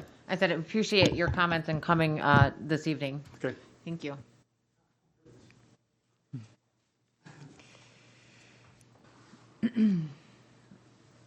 So, as far as moving forward with the potential for the stormwater utility referendum, where's council at? Mayor Tome, you have your light on. Did you want to speak? Yeah, I'm in favor, obviously, of looking at the creation of a utility. I have been for a couple of years, and glad to see that things are kind of coming together to show the council what would need to be achieved to make that possible. I do think it's going to be a lot of convincing in this community to get people to understand the benefits of creating a utility. I mean, when people have their doubts and they start, spreading rumors to say, well, they're not going to really spend that money on stormwater. Well, that would be illegal. and we have auditing, we have many things we have to do here. I guess what I've been thinking about the last couple of weeks, when I look at my utility bill, I believe I pay $12 every month for a fire hydrant. I've never had to use one personally, but I pay that every single month, year after year for 20 years. But that helps pay for the fire protection service that we have in this community. And I think for the amount of flooding that we have, it's worth it to pay a few dollars a month and to know that you have constant funding to take care of those projects. I don't disagree with your statement that bonding is very inexpensive right now. So we could bond $2 million and go take a big chunk out, and then the city council changes in 3 years and they decide we're going to build a roller coaster and we don't care about stormwater right now, and then you don't have any progress made in the next 10 years. I think that's really what the utility can help provide, is consistency, to make sure there's always maintenance and there's always funding available to continue to work on that stuff. I mean, when you look at the study that was done in 2010, that really, it seems like it's older than 10 years already with some of the flooding instances that we've had. So I do think we should march forward with the creation of the utility, but we're going to need to really engage the community and get them to understand what we're trying to achieve here. It's not simply just trying to, tap them for a few more dollars, but I've advised people to look at their utility bills, and if they can tell me what some of the surcharges are on your charter cable bill or your phone bill, there's money going back to the feds, that comes back to the state, that comes back here. This is all going to be in-house for dealing with stormwater issues. So I support it fully, and I appreciate all the work that you've put into assembling this, Kyle, and also Jason for getting this study information. Thank you. Thank you. I see a lot of nodding heads to go ahead and give Kyle the direction to move forward, and yeah, we'd like to try to create a stormwater utility. Yeah, we do need to create a mascot, or at least have some community cheerleaders that would be advocates that that could help us out and spread some of this information. And yeah, I do think it's going to be a large task, but I'm willing to take it on. So, all right, here we go. Thank you, Kyle, putting all that together, and Jason as well. Okay, we're going to move on. Number 12. Discuss contract renewals. Kyle has put together 7 contract renewals. Just the documents themselves. Is that? Yeah. So this is kind of about just updating these documents. Yep. And so these are 2-year contracts that we've used in the past. They were freshened up just a little bit by staff to make sure that they were current. And prior to advertising these, they were brought to the council before advertising 2 years ago, I believe, to make sure that there was some comfort with the language and the services. So that's kind of the opportunity now. I think if you're comfortable with them, we'll go ahead and advertise them and bring the bid results back for approval. There are 7 contracts. It's everything from digging graves to plumbing and HVAC. So if there's any questions, I can try to answer them, and if there's any changes, we can address those. I can read all 7 contracts word for word if you'd like, or I can just answer questions. Okay. Okay.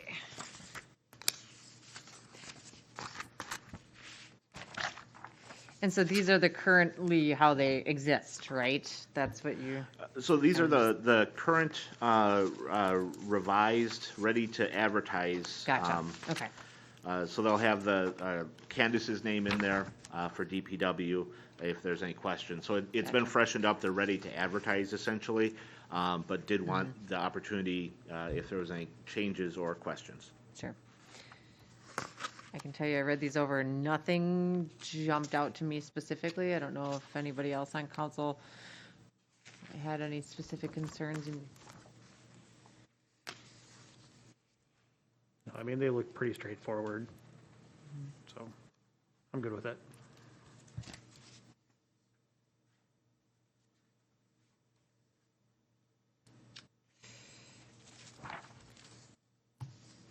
Okay.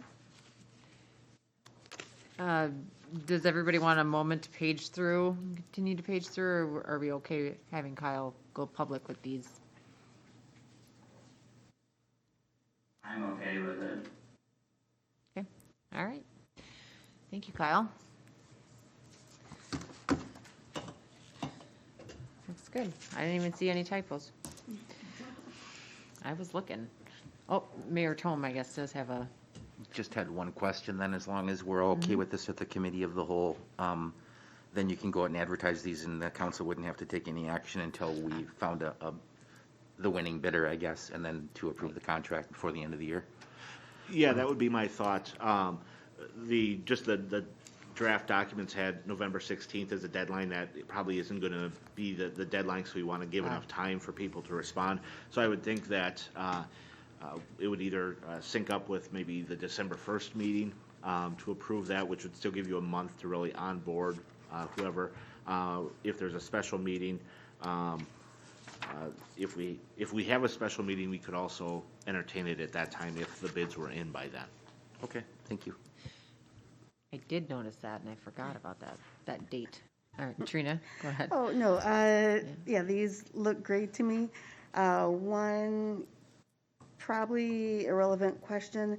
Looking at the cemetery contract, is it typical not to allow burials on Sundays?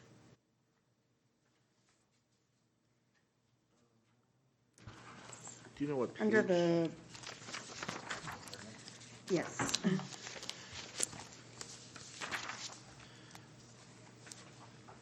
It's on bid item 1, number 3. Oh, thank you. It's on the Hillside Cemetery Association rules and regulations state no interments shall take place in the cemetery on Sundays or holidays. Internments, so I'm sorry, maybe that's not the specific one you were talking about, Trina. I don't know Oh, if yes. that's what that means. Burials. Yeah, so essentially, the cemetery is governed by the Hillside Cemetery Association, and they've adopted the practice that Sunday burials, or Sundays or holidays, unless necessary, no internment shall take place. Yeah, thank you. These look great.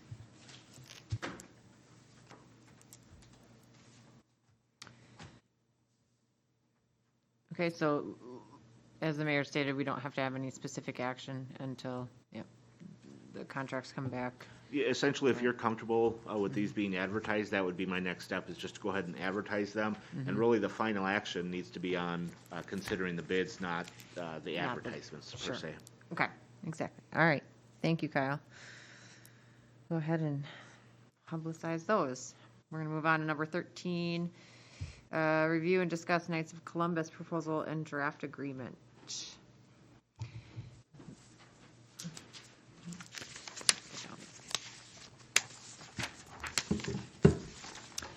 Hi, Matt. Hey, so at the last council meeting, I indicated I had a discussion with Mike Walsh from the Knights of Columbus, and I think on Thursday after the meeting, he submitted the letter, which you see in your packet, indicating their preference right now is to basically take over possession, I guess, of the statue, and they would put it somewhere on their premises at a later date. It sounds like they wouldn't put it up immediately.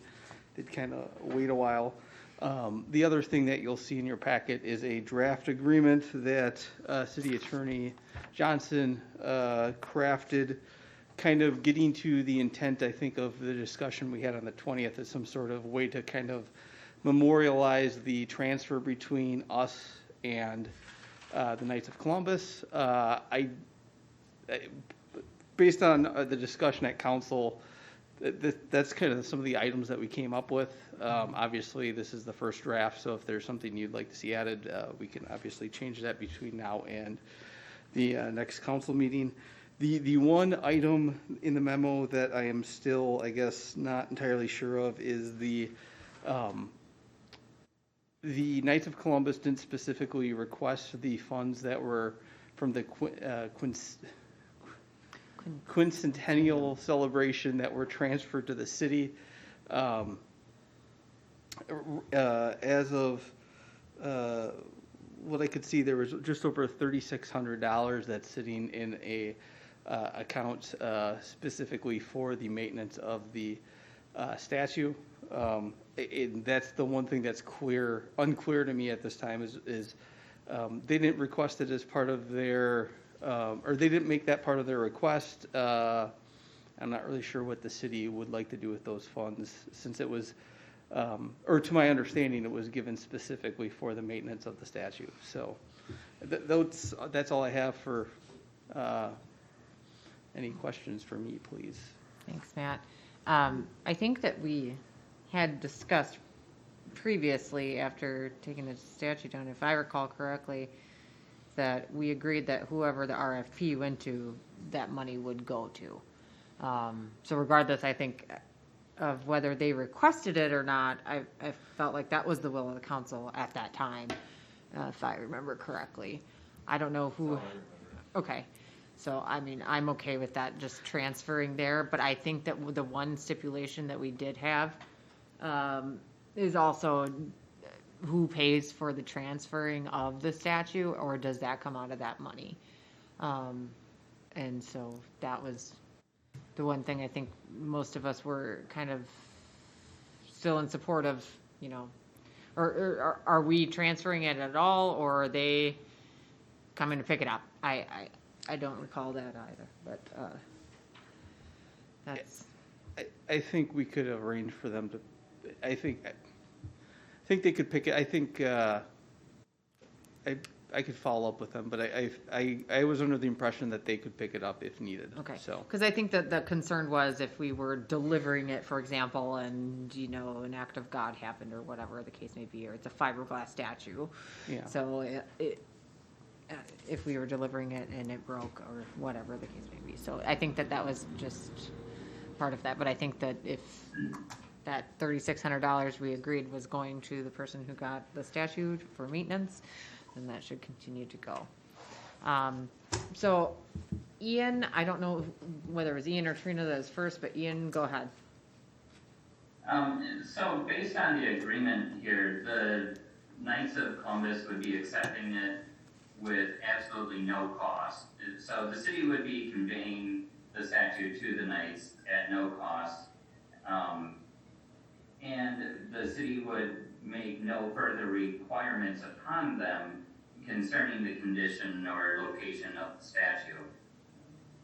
So when I look at all of the languages in this drafted agreement, I don't know if, and they're not specifically requesting those funds, I think that's kind of appropriate for them not to receive those funds if we have no say on any future of how it's maintained or anything of that nature.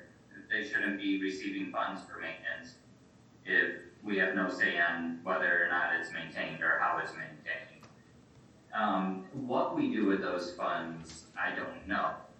But based on how this is being conveyed, I wouldn't say that the funds being transferred with it would be necessarily appropriate or needed.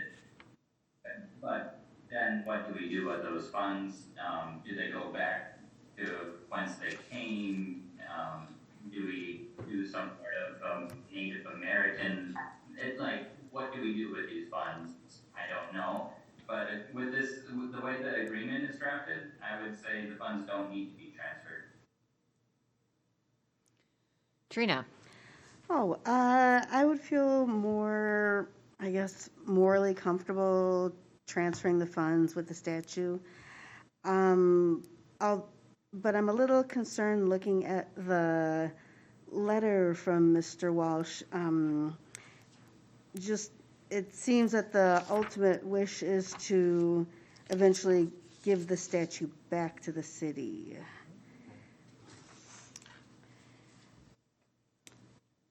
Let's see, it's...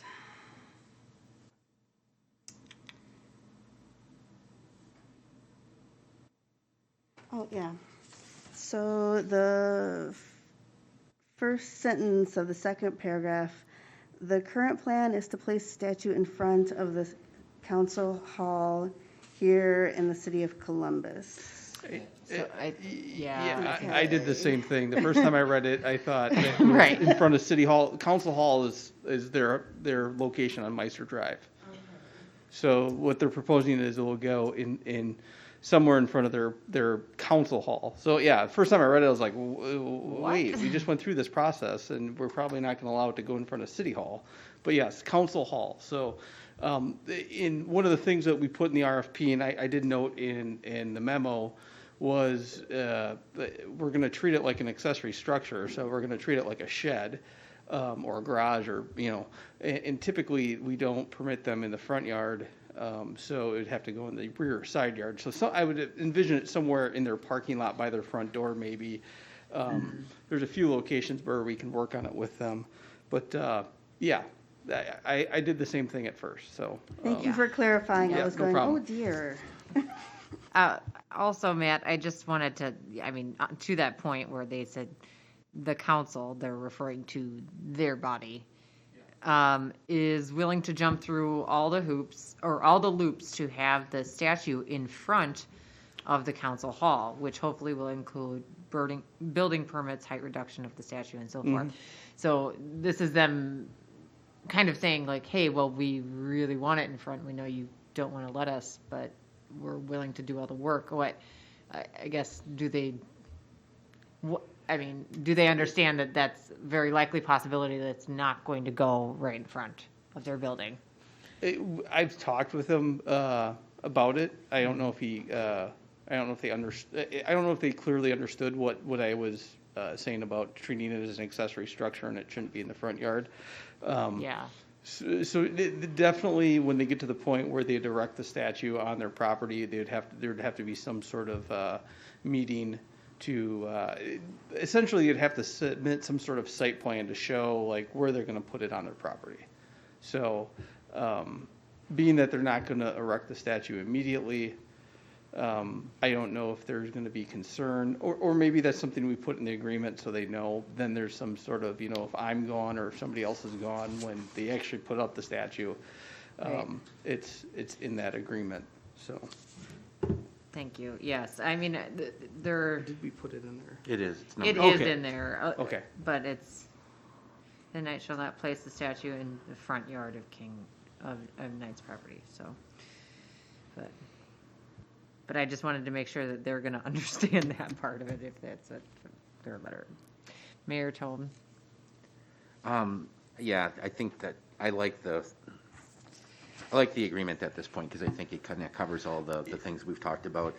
I think number 3 kind of takes care of any concerns that it's all city zoning regulations with the statute being considered as an accessory structure kind of gives, even if you weren't here in 2 or 3 years and this happened or something, that it's spelled out in the agreement and there's signatures on it, so it's very clear on what we're agreeing to. I also kind of wanted to reiterate my original support too for conveying the funding along with the statue. Since the funding came in with the statue, I believe it should go out with its new owner, which that group, Dan Amato is a part of that group, and Dan was part of the original donor to the city, so I think it's fair that the funds go with it. And it does look like that they're planning on doing some possible alterations to the statue if need be to make it comply with zoning, et cetera. So maybe they could use the funds for that. I'm in agreement with that, with the funding. I think it should go out with the statute for its intended purpose initially, since the city didn't really have any maintenance that was performed on the statue. I don't see why we would keep it or repurpose it in any other fashion, but to go with the statute, since that's why it was here. But So, any questions or any comments to add language to the agreement? This was, as I said, based on the conversation on the October 20th meeting, are kind of our best, I don't want to say guess, but trying to figure out what items that we felt council wanted to see in the agreement. And the other thing is, I don't think the agreement really adequately talks about the quincentennial funds and the transfer of that. Mm-hmm. So that might be something to be added, but I just want to, because I guess the goal would, from my perspective, would be to have a final draft if council feels comfortable to move forward to the next meeting, so.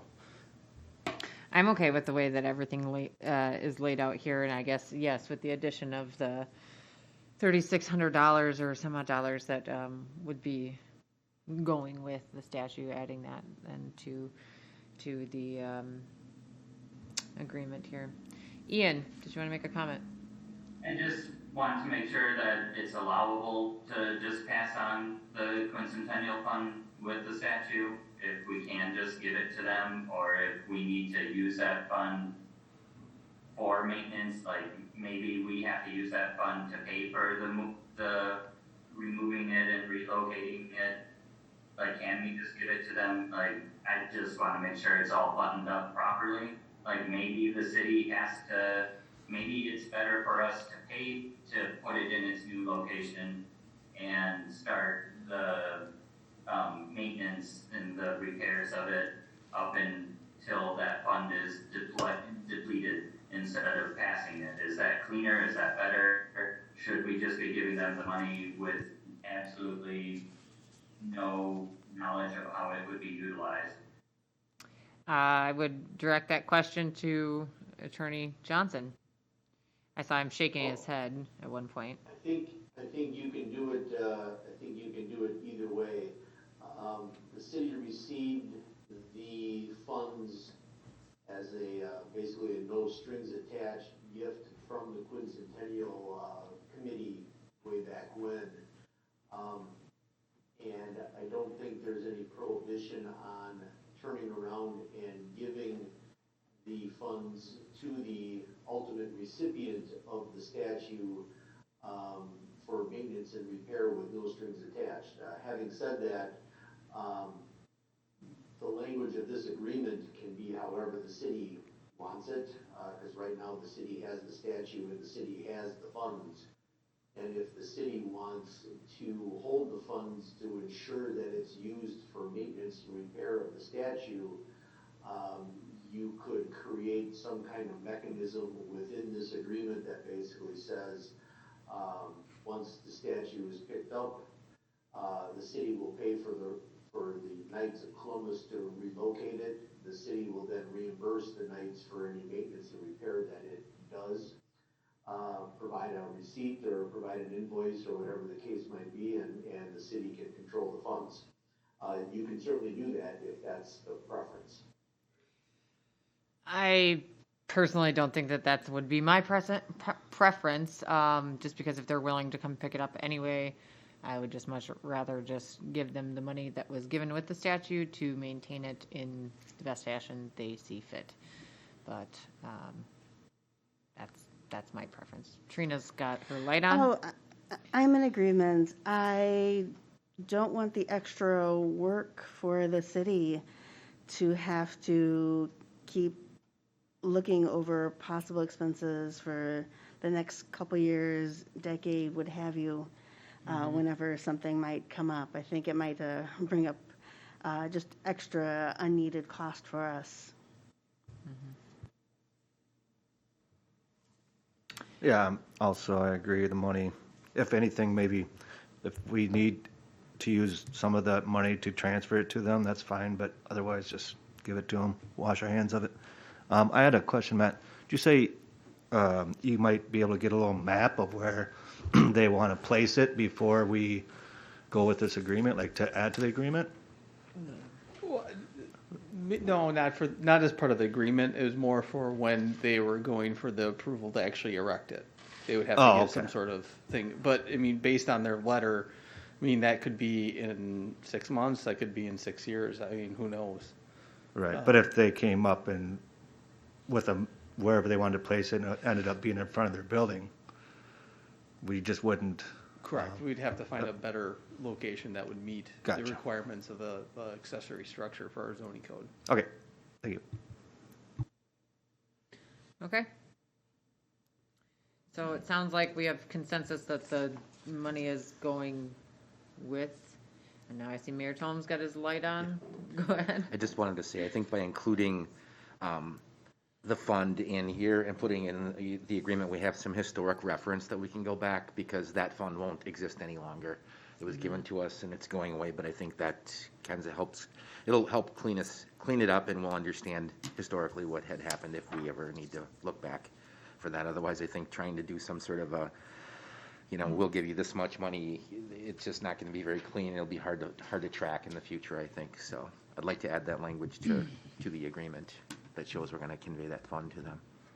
Yeah, I agree, because I mean, they may choose to move the statue the same way that maybe DPW moved the statue, except for maybe they're not getting an hourly wage and they have no idea what to charge, and they're charging money that should just be theirs in the first place. I think that this is I guess, easier and cleaner route to go.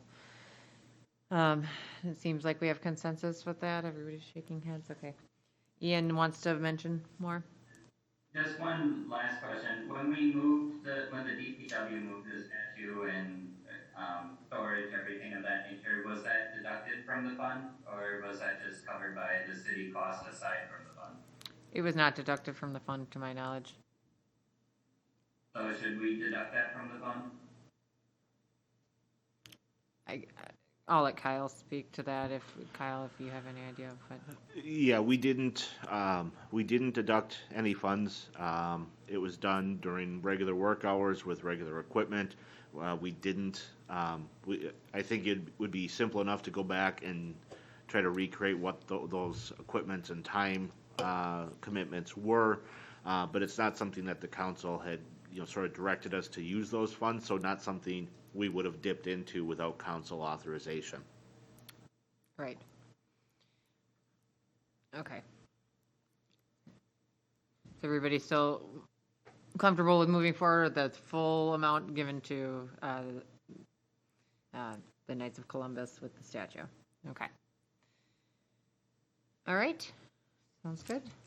With that, we can move on. Thank you, Matt. Number 14 is to convene to close session per state statute 19.85 sub 1 sub G to confer with legal counsel for the governmental body who is rendering oral or written advice concerning strategy to be adopted by the body with respect to litigation in which it is likely to become involved in. I will take a motion in a second for to move into closed session for the reasons read. Move to convene to closed sessions for the reasons read. Okay, seconds. Okay, I have a motion and a second to convene to a closed session for the reasons read. I'm sorry, Pat, would you please take the roll? Every time. Piperone, Aye. Reed. Ryan. Tome. Adams. Aye. Gray. Aye. McCabe. Motion carries. Okay, we are now in closed session. Thank you. We'll be logging off.